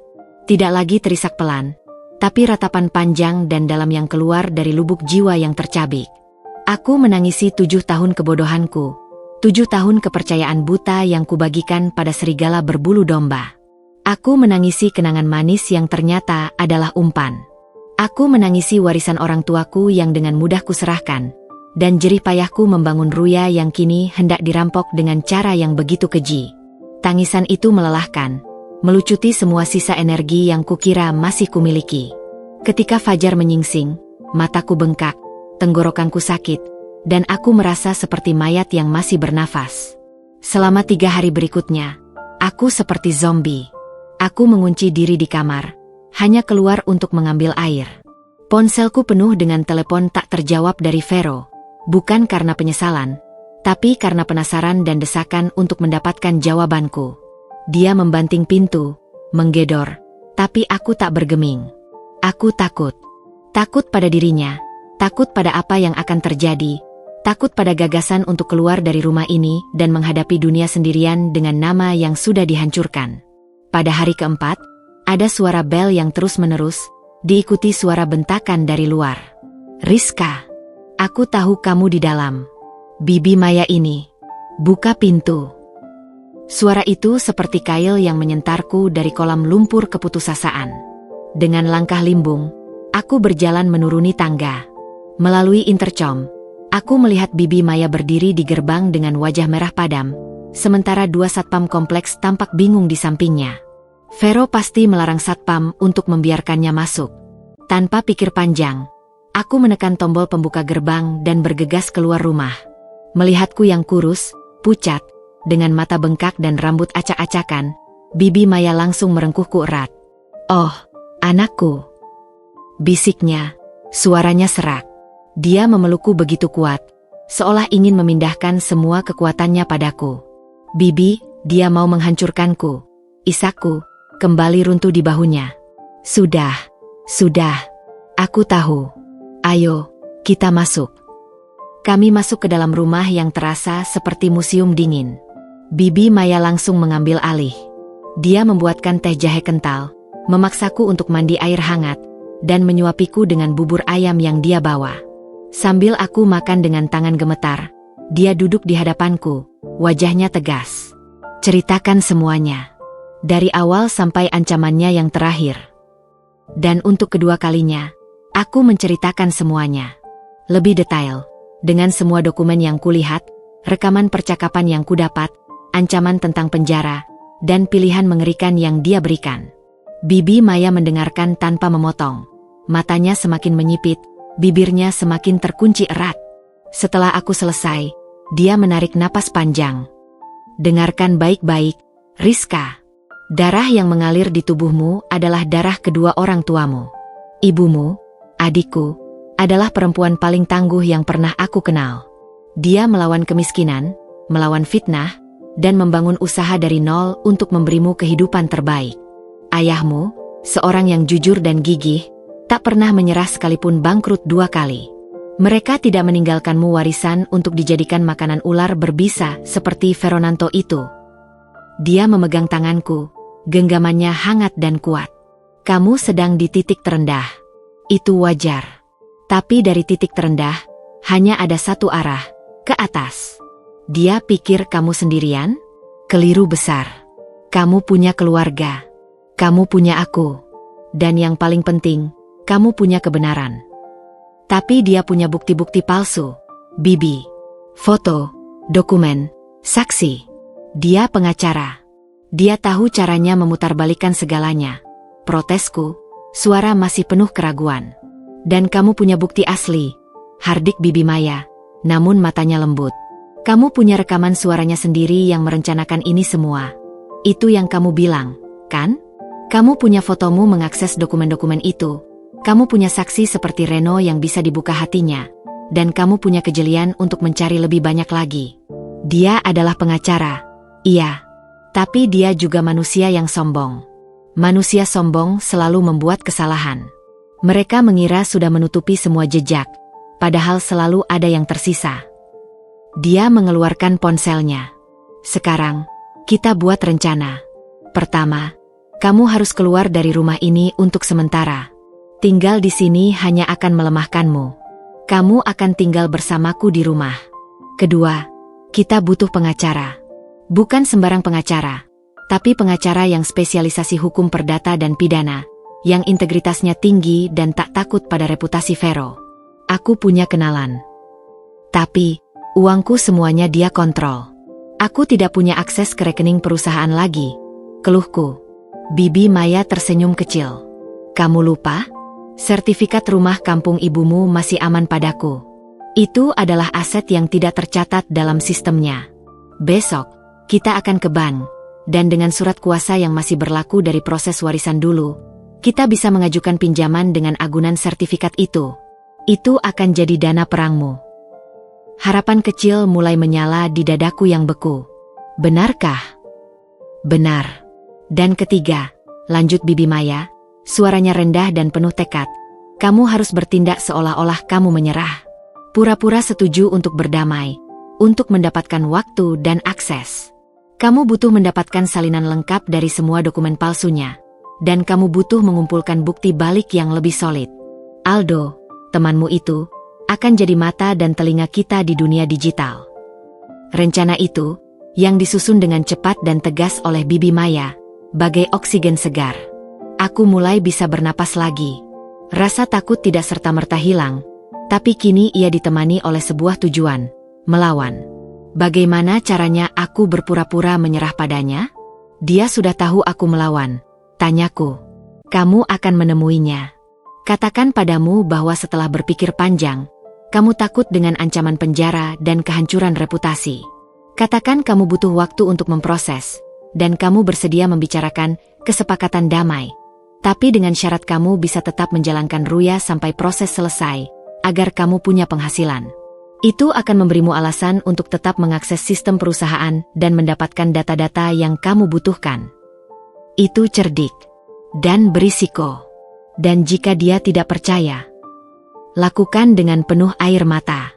Kamu aktris yang bagus saat kau putus asa tadi, sindir Bibi Maya halus. Dia mengira kamu lemah. Berikanlah gambaran itu padanya. Biarkan egonya yang membesarkan kepala itu yang mempercayainya. Hari itu, di bawah bimbingan Bibi Maya, aku bangkit dari titik nadir. Aku mandi, mengenakan pakaian yang rapi, dan menyusun kalimat-kalimat yang akan kusampaikan pada Vero. Bibi Maya pulang dengan janji akan mengontak pengacaranya dan mengurus pinjaman. Malamnya, saat Vero pulang dengan wajah masam, aku menunggunya di ruang keluarga. Aku sudah menyiapkan 2 gelas teh, gestur damai, yang dulu sering kulakukan. Kamu sudah siap dengan jawaban? Tanyanya langsung, tanpa basa-basi. Aku menarik napas, menundukkan kepala, dan membiarkan suaraku gemetar. Yang kali ini, sebagian adalah akting, sebagian adalah sisa ketakutan asli. Aku sudah berpikir, Ver. Aku tidak kuat. Aku takut dengan semuanya. Penjara, reputasi, Ruya, ku. Aku mengangkat wajah, memastikan mataku yang masih bengkak terlihat olehnya. Aku tidak mau kehilangan segalanya.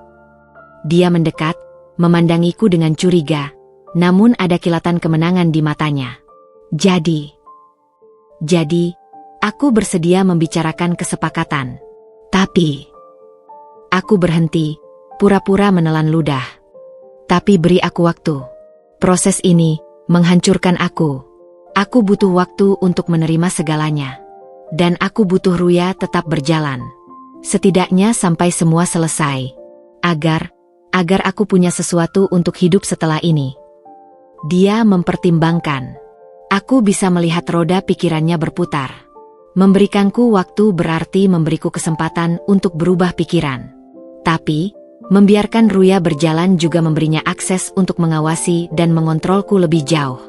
Dan yang paling penting, egonya yang besar melihat ini sebagai tanda bahwa aku benar-benar sudah menyerah. Berapa lama waktu yang kamu butuhkan? Tanyanya, duduk di depanku. 1 bulan. Untuk mengatur hatiku dan menandatangani apapun yang perlu. Oke, 1 bulan. Tapi, selama waktu itu, kamu harus kooperatif. Tidak boleh berbicara pada siapapun tentang ini, termasuk Bibi Maya. Dan untuk Ruya, Aku akan menempatkan seorang financial controller dari kantorku untuk memastikan tidak ada penggelapan dana dari kamu. Setuju?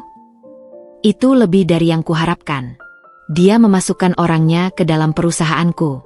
Tapi justru disitulah mungkin aku bisa mendapatkan bukti-bukti manipulasi keuangannya. Aku mengangguk pelan, pura-pura tak berdaya. Setuju. Dia tersenyum, senyum puas yang membuatku merinding. Pintar juga kamu akhirnya. Ini keputusan yang tepat, Rizka. Percayalah, ini yang terbaik untuk kita berdua. Kita berdua, kata-kata itu tak lagi memiliki arti apa-apa selain ironi yang pahit. Malam itu, setelah dia pergi ke ruang kerjanya dengan langkah ringan, aku berdiri di depan cermin di kamarku. Wajah yang kulihat masih pucat dan penuh luka, tetapi di balik mata yang bengkak itu, ada api kecil yang telah menyala kembali. Api itu adalah amarah yang disalurkan, tekad yang dibentuk, dan warisan ketangguhan dari orang tuaku. Aku tidak lagi menjadi Rizka yang polos dan percaya buta. Aku adalah Rizka yang terluka, yang tahu persis siapa musuhnya, dan yang kini memiliki sekutu serta rencana. Titik nadir telah terlampaui. Sekarang, langkah demi langkah, aku akan mendaki kembali. Dan dalam pendakian itu, aku akan mengumpulkan setiap senjata, setiap bukti, dan setiap kebenaran untuk melawan pria yang mengira dirinya bisa menguasai takdirku. Perang mungkin baru akan dimulai di pengadilan nanti, tetapi pertempuran untuk mengumpulkan amunisi telah dimulai malam ini. Keesokan harinya, atmosfer di rumah berubah menjadi sebuah teater dengan naskah yang disepakati secara sepihak. Vero pergi lebih pagi, meninggalkan pesan singkat bahwa financial controllernya akan menghubungi dalam 2 hari. Aku menggunakan waktu itu untuk berpura-pura, mengatur hati. Padahal yang sebenarnya kukumpulkan adalah keberanian dan strategi. Langkah pertama adalah menghubungi Aldo. Aku tahu ini berisiko. Vero mungkin menyadap teleponku atau memantaunya. Tapi aku tidak punya pilihan lain. Aku ingat Aldo pernah bercerita tentang aplikasi obrolan aman yang dia gunakan untuk kliennya. Aku mengirimkan pesan biasa melalui WhatsApp. Lama tidak berhubungan. Ald, aku butuh saran tentang sistem keamanan server untuk Ruya. Ada waktu ketemu kopi. Itu adalah kode yang sudah kami sepakati bertahun-tahun lalu saat masih kuliah, saat kami sama-sama menggemari film mata-mata. Sistem keamanan server berarti ada masalah serius yang butuh pertemuan langsung. Ketemu kopi, artinya mendesak. Balasannya datang 5 menit kemudian. Tentu, Riz. Aku lagi banyak proyek, tapi untuk kamu aku sisihkan waktu. Nanti sore, jam 4, di Warp Zone Cafe, tempat biasa kita dulu. Warp Zone Cafe adalah warnet dan cafe gaming yang dulu sering kami datangi untuk mengerjakan tugas. Tempat itu ramai, berisik, dan penuh dengan anak muda yang asyik dengan dunia mereka masing-masing, sempurna untuk pembicaraan rahasia. Sore itu, dengan alasan mencari inspirasi desain, aku pergi. Aku memarkir mobilku jauh dari kafe dan berjalan kaki, sesekali menengok ke belakang untuk memastikan tidak ada yang mengikuti. Perasaan paranoid itu ternyata melelahkan, namun perlu. Aldo sudah menunggu di pojokan, di depan komputer yang tampak sedang menjalankan game. Tetapi dari sudut mataku aku bisa melihat dia sedang mengawasi pintu masuk. Dia masih sama seperti dulu, rambut ikal agak panjang, kacamata tebal, dan kaos distro bergambar karakter cyberpunk. Tapi matanya yang dulu polos kini terlihat lebih tajam, lebih waspada. Riz, sapanya, berdiri untuk memelukku sebentar. Pelukannya hangat dan bersahabat. Kamu terlihat tidak baik-baik saja. Duduklah. Aldo memesan 2 cappuccino untuk kami. Begitu pelayan pergi, dia langsung membuka laptopnya dan menekan beberapa tombol. Aku aktifkan white noise generator dan signal jammer portable. Untuk amannya. Sekarang, ceritakan. Di tengah gemuruh suara game, teriakan pemain, dan musik elektronik, aku menceritakan semuanya. Lebih singkat dari versi yang kusampaikan pada Bibi Maya, tetapi fokus pada aspek teknis yang dia butuhkan. Dokumen-dokumen digital yang dipalsukan, kemungkinan peretasan, rekaman suara, dan sistem keuangan yang dikendalikan Vero. Aldo mendengarkan dengan serius. Jarinya sesekali mengetik sesuatu di laptop, mungkin mencatat poin-poin penting. Jadi, intinya, simpulnya setelah aku selesai, Suamimu yang pengacara itu sedang merancang pengambil alihan penuh dengan cara memfitnah dan memalsukan bukti, dan kamu butuh bukti balik untuk membongkar skemanya di pengadilan. Ya, Ald. Dan aku tidak tahu harus mulai dari mana. Dia ahli, dan aku. Dan kamu punya aku, potongnya, tersenyum kecil. Matanya berbinar di balik lensa kacanya, bukan dengan semangat kekanak-kanakan, tapi dengan ketertarikan profesional pada sebuah tantangan. Ini seperti digital forensics dan counter surveillance yang kukerjakan sehari-hari, hanya lebih personal dan lebih keji. Dia mengetik lebih cepat. Pertama, kita butuh mirror image dari semua perangkatmu, ponsel, laptop, tablet, untuk memastikan tidak ada spyware atau keylogger yang dia pasang. Kedua, kita harus melacak semua aliran dana. Kamu bilang dia sudah mengalihkan aset ke PT? Kita perlu akses ke server PT-nya, atau setidaknya email perusahaan yang dia gunakan. Tapi itu mustahil. Aku tidak punya akses. Protesku. Tidak ada yang mustahil, ujarnya, hanya butuh pintu masuk yang tepat. Kamu bilang dia punya financial controller yang akan ditempatkan di Ruya? Itu bisa jadi kelemahannya. Orang itu akan menjadi penghubung antara sistem keuanganmu dan sistemnya. Jika kita bisa melacak komunikasi atau transfer data antara mereka. Aldo, ini berbahaya. Untukmu juga. Vero bukan orang sembarangan. Aldo menatapku, senyum kecilnya masih ada. Rizka, ingat waktu kita kuliah dulu? Waktu kamu bela aku yang dibully karena jadi kutu buku? Kamu berdiri di depanku dan bilang, kalian saja yang iri karena otaknya dipakai, bukan cuma buat gaya. Matanya berkaca-kaca sejenak. Ini waktunya aku yang membela kamu. Dan secara profesional, ini tantangan menarik. Lagi pula, aku punya tim kecil yang bisa dipercaya. Kami akan bekerja seperti hantu, tak berbekas. Rasa haru menyergapku. Di tengah pengkhianatan dari orang yang kukira mencintaiku, ada persahabatan yang setia muncul dari masa lalu. Aku tidak tahu harus berterima kasih bagaimana. Ald. Jangan dulu. Nanti setelah kita menang, katanya sambil mengetik lagi. Sekarang, kita buat rencana konkret. Operasi Phoenix. Apa? Phoenix, seperti koleksimu yang akan rise from the ashes. Rencananya begini. Selama 1 jam berikutnya, di tengah kebisingan kafe, Aldo merinci rencana yang rumit namun terstruktur. 1. Pembersihan dan penguatan. Aku akan membawa semua perangkat elektronikku ke tempatnya besok. Dia akan memindai, membersihkan, dan memasang enkripsi serta pengamanan tambahan. Dia juga memberikanku ponsel dan laptop, bersih, sementara untuk digunakan. 2. Umpan dan jebakan. Dia akan membuat pintu belakang, tersembunyi di sistem Ruya yang akan diakses oleh financial controller Vero. Setiap kali mereka mengakses atau menarik data, akan ada pelacak yang mengirimkan salinannya ke server aman Aldo, sekaligus melacak dari mana akses itu berasal. 3. Penyusupan digital. Tim Aldo akan mencoba menyusup ke jaringan Vero O Partners dan PT Karya bersama Investama dengan metode phishing yang ditargetkan atau eksploitasi kelemahan. Targetnya, mendapatkan akses ke email Vero, dokumen klien, termasuk notaris Clara, dan catatan transfer keuangan. 4. Pengumpulan bukti eksternal. Aldo akan menghubungi kenalannya di dunia private investigation untuk melacak aktivitas Vero secara fisik, pertemuannya dengan Clara, dengan saksi-saksi palsu, dan upayanya menjual aset-asetku di bawah tangan. 5. Komunikasi aman. Kami akan menggunakan aplikasi obrolan khusus dengan enkripsi end-to-end dan pesan yang akan self-destruct. Kode kami akan tetap sederhana, berakar pada kenangan masa lalu kami. Aku akan membutuhkan sesuatu darimu, kata Aldo menutup penjelasan. Akses fisik ke ruang kerjanya di rumah, jika memungkinkan. Untuk memasang USB keylogger fisik atau bug jika diperlukan. Dan keberanian untuk terus berpura-pura tak berdaya di depannya. Itu bagian tersulit. Aku mengangguk, menelan rasa takut yang kembali menggeliat. Aku bisa. Untuk apapun. Bagus. Sekarang, pulanglah. Bertindak normal. Besok, bawa perangkatmu ke alamat yang akan aku kirim via aplikasi aman ini. Dia menunjukkan sebuah aplikasi sederhana di ponselnya. Install ini di ponsel, bersih MU nanti.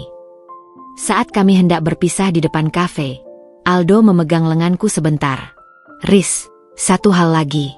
Dalam kasus seperti ini, psikologi adalah senjata. Dia mengira dia yang paling cerdas. Manfaatkan itu. Buat dia merasa nyaman, merasa menang. Orang yang merasa sudah menang, akan lengah. Nasihat itu mengingatkanku pada pesan Bibi Maya.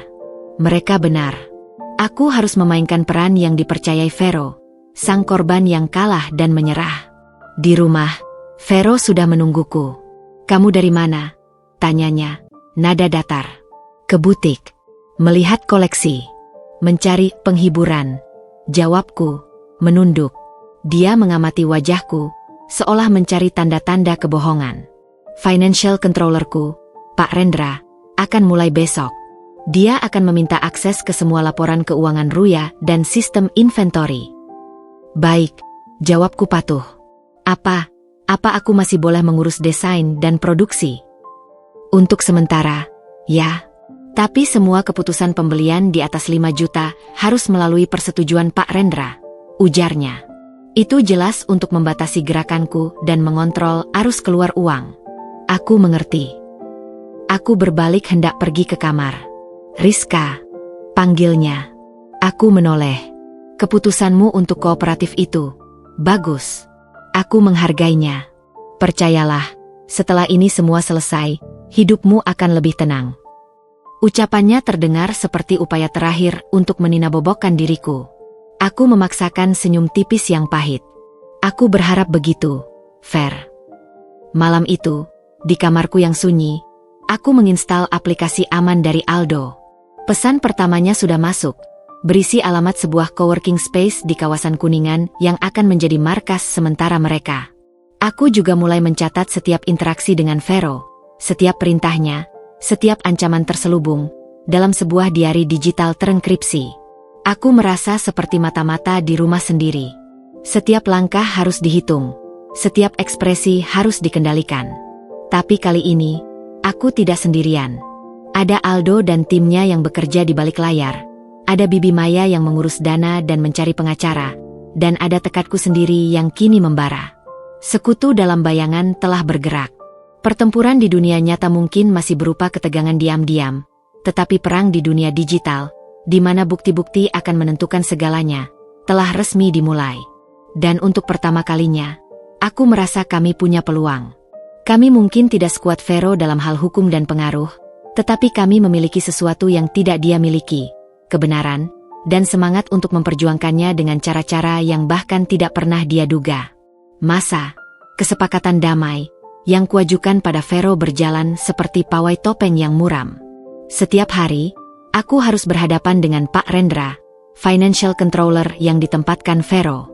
Lelaki parubaya dengan kacamata tebal dan senyum tak pernah sampai ke mata itu adalah kaki tangan yang sempurna, efisien, patuh, dan tanpa rasa penasaran. Dia tiba di kantor Ruya dengan daftar instruksi ketat dari Vero, dan langsung membatasi aksesku ke sistem keuangan inti. Aku hanya diperbolehkan melihat laporan penjualan dan produksi, sedangkan semua data pembelian, gaji, dan utang piutang dikunci di belakang password yang hanya dia dan Vero yang tahu. Mohon maaf, Ibu Rizka, katanya dengan sopan yang terasa seperti belenggu. Semua pengajuan pembelian bahan baku di atas nominal yang ditentukan harus melalui email persetujuan dari Mas Vero. Saya hanya meneruskan dan mengeksekusi. Tapi ini menghambat produksi, Pak Rendra. Kita punya pesanan mendesak untuk koleksi resort wear. Protesku suatu pagi, berusaha terdengar frustasi sekaligus tak berdaya. Prosedur, Bu. Untuk keamanan kita semua. Jawabnya tanpa ekspresi, sambil mengetik sesuatu di laptopnya. Aku curiga dia bukan hanya mengontrol, tapi juga melaporkan setiap gerak-geriku pada Vero. Di sisi lain, Aldo dan timnya bekerja di bawah tanah seperti para tikus terlatih di labirin digital. Setelah membersihkan semua perangkatku dari spiwar, ternyata benar ada keylogger sederhana di laptop lamaku. Mereka memasang hadiah untuk Pak Rendra. Aldo membuat duplikat sistem akuntansi Ruya yang tampak persis sama, tetapi dengan backdoor yang canggih. Saat Pak Rendra mengakses sistem untuk menarik data atau mengunggah laporan ke server pusat milik Vero, setiap klik, setiap unduhan, dan setiap alamat IP tujuan terekam dan dikirimkan ke server rahasia Aldo. Dari markas coworking space-nya, Aldo mengirimkan update melalui aplikasi aman kami. Aldo, umpan sudah dimakan. Pak R. teratur mengirim data ke server dengan alamat IP yang terhubung ke VNP Law Office. Tapi ada jalur lain. Setiap Jumat malam, ada transfer data besar ke server berbeda di Singapura. Lagi kami lacak kepemilikannya. Aku apa isi datanya? Aldo laporan keuangan yang dimanipulasi. Mereka membuat buku kedua untuk Ruya, yang menunjukkan kerugian besar dan penarikan dana tak wajar atas namamu. Juga, ada folder berisi scan dokumen pribadimu, KTP, KK, bahkan surat wasiat orang tuamu. Mereka sedang menyusun arsip lengkap untuk digunakan melawanmu. Membaca pesan itu, tanganku gemetar. Betapa telitinya mereka. Tapi Aldo punya kabar baik. Aldo, kami berhasil masuk ke email perusahaan Pak Rendra. Dari sana, dapat akses ke email internal VNP Nemuan Besar. Percakapan Vero dengan Notaris Clara tentang percepatan pembuatan surat kuasa mutlak dan pengakuan di bawah sumpah. Juga draft gugatan cerai yang sudah hampir final. Mereka rencananya mengajukan minggu depan. Waktu semakin sempit. Aku harus mendapatkan akses fisik ke ruang kerja Vero di rumah, seperti yang Aldo minta, untuk melengkapi bukti. Kesempatan itu datang di akhir pekan. Vero mengumumkan akan pergi ke Singapura untuk meeting klien selama 3 hari. Kamu pasti senang, ya? Bisa bebas dari aku, katanya sambil mengepak nada sinis. Jangan bilang begitu, Ver. Aku cuma butuh waktu sendiri untuk berpikir. Jawabku, tetap memainkan peran perempuan yang hancur. Baiklah, ingat perjanjian kita. Jangan buat masalah. Dia menatapku tajam sebelum pergi.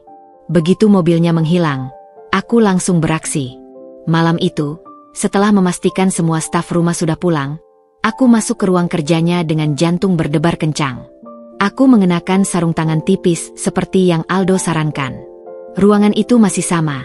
Meja besar berantakan dengan berkas, buku-buku hukum berjajar rapi, dan aroma cigaronya yang khas. Aldo telah memberiku petunjuk untuk memasang 2 perangkat. Sebuah USB keylogger fisik yang akan merekam setiap ketikan pada keyboard komputer desktopnya, dan sebuah bag atau penyadap suara kecil yang ditempatkan di balik lukisan di dinding, bertenaga baterai tahan lama, yang akan mengirimkan percakapan di ruangan itu ke penerima khusus. Memasang keylogger relatif mudah, hanya colokkan di port USB di belakang CPU. Tapi memasang bag itu lebih menegangkan. Aku harus mencopot lukisan abstrak besar yang tergantung di belakang mejanya. Saat kuangkat, kudapati sesuatu yang tak terduga. Ada sebuah brankas kecil tertanam di dinding. Bukan brankas besar yang ada di lemari tersembunyi, tapi yang lebih kecil. Aku mencoba menariknya, ternyata terkunci. Ini pasti tempatnya menyimpan barang paling berharga, pikirku. Mungkin data-data paling sensitif. Tapi aku tak punya waktu atau keahlian untuk membukanya. Dengan hati-hati, aku menempelkan bag di sudut bingkai lukisan, memastikan tak terlihat, lalu menggantungkan kembali lukisan itu. Aku sedang membereskan meja agar tak ada yang terlihat berubah, ketika mataku menangkap secarik memo tempel yang terselip di bawah mousepad. Tulisan tangan Vero. C. 5M untuk laporan psik saksi. TFS Por A. CH7 sidang. Hatiku berdegup kencang. Ini petunjuk konkret. C. Pasti Clara.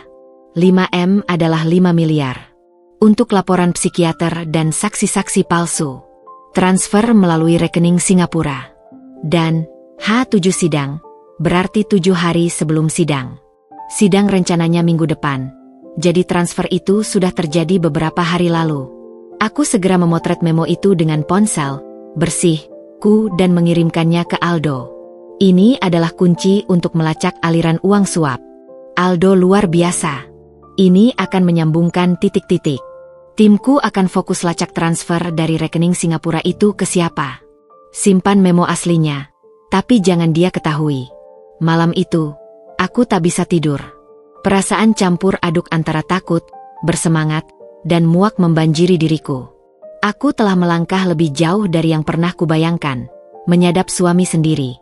Tapi di sisi lain, ini adalah perang, dan dia telah memulai dengan senjata kotor. Keesokan harinya, Pak Rendra datang seperti biasa. Tapi ada yang berbeda. Dia tampak gugup, sering melirik ke arahku seolah ingin mengatakan sesuatu. Saat makan siang di kantin kecil butik, dia mendekatiku ketika tak ada orang lain. "Ibu Rizka," bisiknya, suara rendah dan gemetar. Saya tidak nyaman dengan ini." Aku menatapnya, berusaha membaca ekspresinya. "Tidak nyaman dengan apa, Pak Rendra?" Dengan yang saya lakukan. Saya disuruh memanipulasi angka. Menunjukkan ibu menggelapkan uang perusahaan. Tapi saya lihat ibu kerja keras, dan angka penjualannya sehat. Ini tidak benar. Matanya menunduk. Dan saya tahu tentang rencana mereka yang lain. Yang lebih buruk. Ini adalah pembelotan yang tak kuduga. Apakah ini jebakan? Atau apakah hati nuraninya akhirnya berbicara? "Rencana apa, Pak?" Dia melihat ke sekeliling, lalu membisikkan lebih pelan. "Mereka, Mas Vero dan Notaris Clara, mereka sedang mempersiapkan agar ibu dinyatakan tidak cakap hukum. Dengan laporan psikiater palsu dan surat kuasa mutlak. Jika berhasil, ibu bisa dia tak bisa melanjutkan, tapi aku paham. Bisa dimasukkan ke rumah sakit jiwa atau panti jompo, dan hartaku akan sepenuhnya diambil alih." Darahku mendidih, tapi kumaksa diri tetap tenang. "Kenapa Anda memberitahu saya ini?" "Karena saya punya anak perempuan seusia ibu," jawabnya, matanya berkaca-kaca. "Saya tidak ingin menjadi bagian dari kejahatan seperti ini. Tapi, saya takut. Saya butuh pekerjaan ini. Ibu punya saudara atau pengacara yang bisa melindungi saya jika saya bersaksi?" Inilah yang ditunggu-tunggu. Saksi dari dalam. "Saya sedang berhubungan dengan pengacara yang baik, Pak Rendra. Jika Anda bersedia membantu dengan bukti-bukti, email, dokumen manipulasi, rekaman percakapan, saya jamin pengacaraku akan melindungi Anda. Anda bisa jadi justice kolaborator." Dia mengangguk pelan, takut namun bertekad. Saya akan coba ambil bukti-bukti itu. Tapi tolong, jangan beritahu siapapun dulu. Bahkan staf di sini." "Tidak akan. Terima kasih, Pak Rendra. Ini berarti segalanya." Setelah dia pergi, aku langsung menghubungi Bibi Maya dan Aldo. Pertemuan darurat diatur di rumah Bibi Maya. Malam itu, di ruang tamu sederhana namun nyaman, kami bertiga, aku, Bibi Maya, dan Aldo, yang datang dengan laptop dan peralatan teknisnya, duduk membahas perkembangan terbaru. "Ini semakin serius," kata Bibi Maya setelah mendengar laporanku dan Aldo. "Mereka tidak hanya mau hartamu, tapi juga kebebasan dan kewarasanmu. Kita harus bergerak lebih cepat." Aldo menunjukkan data di laptopnya. Dari keylogger dan bug yang Riz pasang, kami dapat percakapan Vero dengan seseorang, mungkin preman atau investigator bayaran, untuk mengawasi dan melaporkan setiap aktivitas mencurigakan Riz. Mereka juga membahas kecelakaan kecil yang bisa terjadi jika Riz terlalu banyak bertanya. Ini sudah melampaui perdata, masuk pidana. Suasana menjadi berat. Mereka tidak segan menggunakan kekerasan. Pengacara yang aku hubungi, Bu Nila Kencana, sudah setuju menangani kasusmu, kata Bibi Maya. Dia spesialis hukum keluarga dan pidana, sangat dihormati, dan tidak takut pada Vero. Tapi dia butuh bukti-bukti kuat sebelum bisa mengambil langkah ofensif, seperti melaporkan pemalsuan dan konspirasi ke polisi, atau mengajukan permohonan perlindungan hukum untukmu. Kita punya bukti, kata Aldo yakin.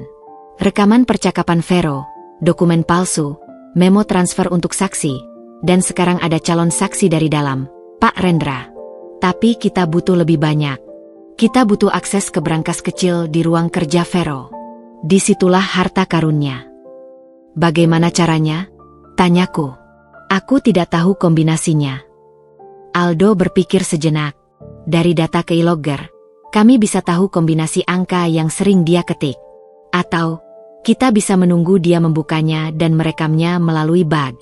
Tapi itu butuh waktu. Dan waktu kita sempit. Kami memutuskan untuk fokus pada pengumpulan bukti yang sudah ada dan mengamankan kesaksian Pak Rendra. Aldo akan menyiapkan perangkat untuk Pak Rendra agar dia bisa merekam percakapan dengan Vero atau Clara secara aman. Sementara itu, aku harus terus berpura-pura, tetapi dengan tingkat kewaspadaan ekstra tinggi terhadap kecelakaan kecil yang mereka rencanakan. Pulang ke rumah Pondok Indah yang terasa seperti penjara mewah, aku menyadari bahwa umpan yang kulemparkan, berpura-pura menyerah, telah membuat Vero lengah dan justru memperlihatkan lebih banyak kartunya. Tapi jerat yang mereka pasang untukku juga semakin mengerikan. Ini bukan lagi sekadar perebutan harta. Ini pertaruhan nyawa dan kebebasan. Aku berdiri di depan jendela kamar, memandang langit malam yang gelap. Aku ingat kata-kata Aldo, orang yang merasa sudah menang, akan lengah. Vero merasa menang. Tapi yang tidak dia sadari, lengahnya telah memberikanku senjata. Dan kini, dengan sekutu-sekutuku, aku tidak hanya akan membongkar kebohongannya, tapi juga akan menjeratnya dengan skema kejinya sendiri. Pertempuran akan segera berpindah dari bayangan ke terang, dari manipulasi ke pengadilan. Dan aku harus siap. Hari H sidang gugatan cerai yang diajukan Vero akhirnya tiba. Ruang sidang Pengadilan Negeri Jakarta Selatan terasa seperti arena gladiator modern. Di satu sisi, Vero dengan tim pengacaranya yang terdiri dari 3 orang, semuanya berpenampilan sempurna, percaya diri, dan memancarkan aura superioritas. Di sisi lain, aku, didampingi oleh Bu Nila Kencana, seorang perempuan parubaya dengan kuncir sanggul rapi, kacamata berlensa tipis, dan sorot mata yang tajam namun tenang. Di belakangku, duduk Bibi Maya yang menggenggam tanganku erat sebelum sidang dimulai, dan Aldo yang hadir sebagai pendamping sekaligus ahli digital jika diperlukan. Vero bahkan tak menyapaku. Dia duduk dengan punggung tegak, sesekali berbisik dengan pengacaranya, sesekali tersenyum tipis pada jurnalis yang sengaja ia undang untuk meliput kasus perceraian tragis pengacara ternama. Dia ingin pertunjukan ini, dan aku akan memberikannya, bukan sesuai naskahnya. Hakim Ketua, Bapak Sudarto, membuka sidang dengan prosedur formal. Vero, melalui pengacaranya, langsung melancarkan serangan. Mereka membacakan gugatan panjang lebar, penuh dengan drama tentang istri yang tidak setia, pemboros, pencandu judi, dan tidak stabil secara emosional. Mereka mengajukan bukti-bukti berupa foto-foto aku dan Reno, laporan keuangan Ruya yang menunjukkan penyelewengan, dan laporan psikiater yang menyatakan aku cenderung bipolar dan tidak mampu mengelola keuangan. Setiap tuduhan dilontarkan, hatiku seperti ditusuk-tusuk. Tapi Bu Nila hanya mencatat dengan tenang. Saat giliranku membacakan jawaban, Bu Nila berdiri. Suaranya jernih, tak bergetar, memenuhi ruangan. Yang mulia, kami membantah seluruh dalil gugatan. Apa yang diajukan penggugat bukan hanya keliru, tetapi merupakan bagian dari konspirasi jahat untuk merampas harta dan menghancurkan nama baik istri. Dan hari ini, kami akan membuktikannya. Vero menyeringai sinis, seolah berkata, coba saja. Bu Nila memulai dengan membongkar dokumen. Pertama, soal foto. Kami menghadirkan ahli digital, Bapak Aldo Wiratama. Aldo maju, laptop di tangannya. Di layar monitor sidang, ditampilkan analisis forensik digital foto-foto tersebut. Aldo menunjukkan dengan jelas titik-titik piksel yang tidak konsisten, metadata yang diubah, dan perbandingan dengan foto asli Reno serta diriku yang diambil dari CCTV butik pada hari dan jam yang sama. Foto-foto ini adalah rekayasa digital tingkat dasar. Saya bisa tunjukkan software dan bahkan alamat IP komputer yang digunakan untuk mengedit foto-foto ini, yang ternyata terdaftar atas nama PT Vero O Partners. Wajah Vero sedikit berubah. Pengacaranya berbisik padanya dengan cepat. Kedua, lanjut Bu Nila, soal laporan keuangan dan tuduhan judi. Dia memperlihatkan laporan audit independen yang diperintahkan oleh Bu Nila, yang menunjukkan kesehatan keuangan Ruya. Lalu, dia menunjukkan bukti transfer dari rekening PT Karya bersama Investama, yang dikontrol Vero, ke situs-situs judi online. Klien kami tidak pernah memiliki akses ke rekening PT tersebut. Yang memiliki akses penuh adalah tergugat sendiri.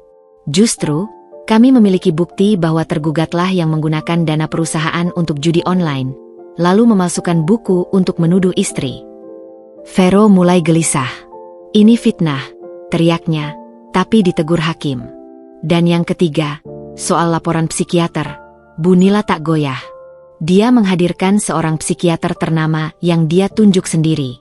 Psikiater ini menyatakan bahwa laporan yang diajukan Vero penuh dengan jargon tidak profesional dan kesimpulan yang dipaksakan.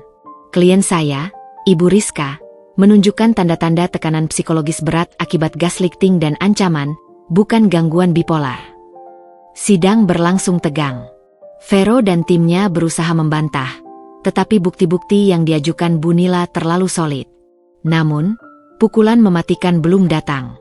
Yang mulia, kata Bu Nila di sesi berikutnya, suaranya semakin berwibawa. Kami akan membuktikan bahwa semua ini adalah konspirasi terencana. Kami meminta izin menghadirkan saksi. Hakim mengangguk. Saksi pertama yang masuk adalah Reno. Wajah Vero langsung pucat. Reno, dengan gugup namun jelas, mengakui bahwa dia dipaksa oleh Vero untuk menjadi bagian dari rekayasa foto dan untuk sering datang ke rumah guna menciptakan kesan perselingkuhan. Dia mengancam akan memecat dan menuntut orang tua saya, kata Reno, suaranya bergetar. Saksi kedua adalah Pak Rendra, financial controller yang selama ini bekerja untuk Vero. Dia maju dengan langkah tegap, didampingi pengawal dari Bu Nila. Dia mengeluarkan flash drive berisi email-email perintah dari Vero untuk memalsukan laporan keuangan, rekaman suara percakapan mereka, dan bukti transfer uang dari rekening Singapura milik Vero ke rekening notaris dan psikiater palsu. Saya minta maaf telah menjadi bagian dari kejahatan ini. Saya bersedia menjadi justice kolaborator, ujarnya. Ruang sidang gempar. Jurnalis yang diundang Vero kini sibuk mencatat dengan wajah bersemangat. Skandal ini jauh lebih besar dari yang mereka bayangkan. Tapi puncaknya adalah saat Bu Nila berkata, dan saksi terakhir kami adalah bukti dari mulut tergugat sendiri. Dia memutar rekaman suara dari bag yang kupasang di ruang kerja. Suara Vero yang jelas terdengar, sedang berbicara dengan seseorang, diduga Clara, tentang rencana mereka. Suara Vero, surat kuasa mutlak itu harus jadi sebelum sidang. Kalau dia nggak mau tanda tangan, kita paksa pakai laporan psikiater. Kalau perlu, masukin RSJ sebentar. Suara perempuan, Clara, itu riskan, fair. Tapi kalau untuk 5M itu, aku bisa atur saksi-saksinya. Laporan psik juga sudah siap. Tapi jaminan dana untuk kecelakaan, kalau dia mulai berani melawan. Suara Vero, tenang. Itu sudah ada yang handle. Yang penting aset-asetnya, terutama yang di Singapura, harus aman. Setelah dia gak bisa ngapa-ngapain, kita gampang urus. Rekaman itu berhenti. Sunyi senyap menyergap ruang sidang. Semua mata tertuju pada Vero, yang wajahnya kini tidak lagi tampan, tetapi memutih seperti lilin, dengan keringat bercucuran di pelipisnya. Ekspresi percaya diri, kesombongan, dan kemenangannya runtuh berantakan. Tidak. Itu dipalsukan, teriaknya, berdiri, namun kakinya gemetar. Kami memiliki analisis forensik audio yang membuktikan keaslian rekaman dan identifikasi suara tergugat. Yang mulia, sahut Bu Nila dengan tenang. Hakim Sudarto memandang Vero dengan tajam. Baik, Bapak Vero. Anda adalah pengacara. Anda seharusnya menjadi penegak hukum, bukan perancang kejahatan dengan kedok hukum. Bukti-bukti yang diajukan tergugat sangat kuat. Sidang ini akan kami lanjutkan untuk mempertimbangkan gugatan balik dari tergugat dan kemungkinan tindak pidana di baliknya. Pemalsuan bukti, pengancaman, konspirasi, dan rencana penganiayaan. Kalimat itu seperti pukulan palu godam terakhir. Karirnya, reputasinya, kebebasannya, semua menguap di depan matanya. Dan kemudian, di hadapan hakim, staf pengadilan, jurnalis, dan di hadapanku, sesuatu yang dramatis terjadi. Vero terjatuh dari kursinya, bukan pingsan, tapi ia merosot, lalu beringsut, dan bersujud. Tepat di lantai ruang sidang yang dingin. Bahunya terguncang hebat. Rizka, maafkan aku, teriaknya, suara parau dan pecah, penuh keputusasaan yang nyata. Aku gila. Aku serakah. Aku bukan manusia. Tolong, jangan hancurkan karierku. Jangan laporkan aku ke polisi. Aku kembalikan semuanya.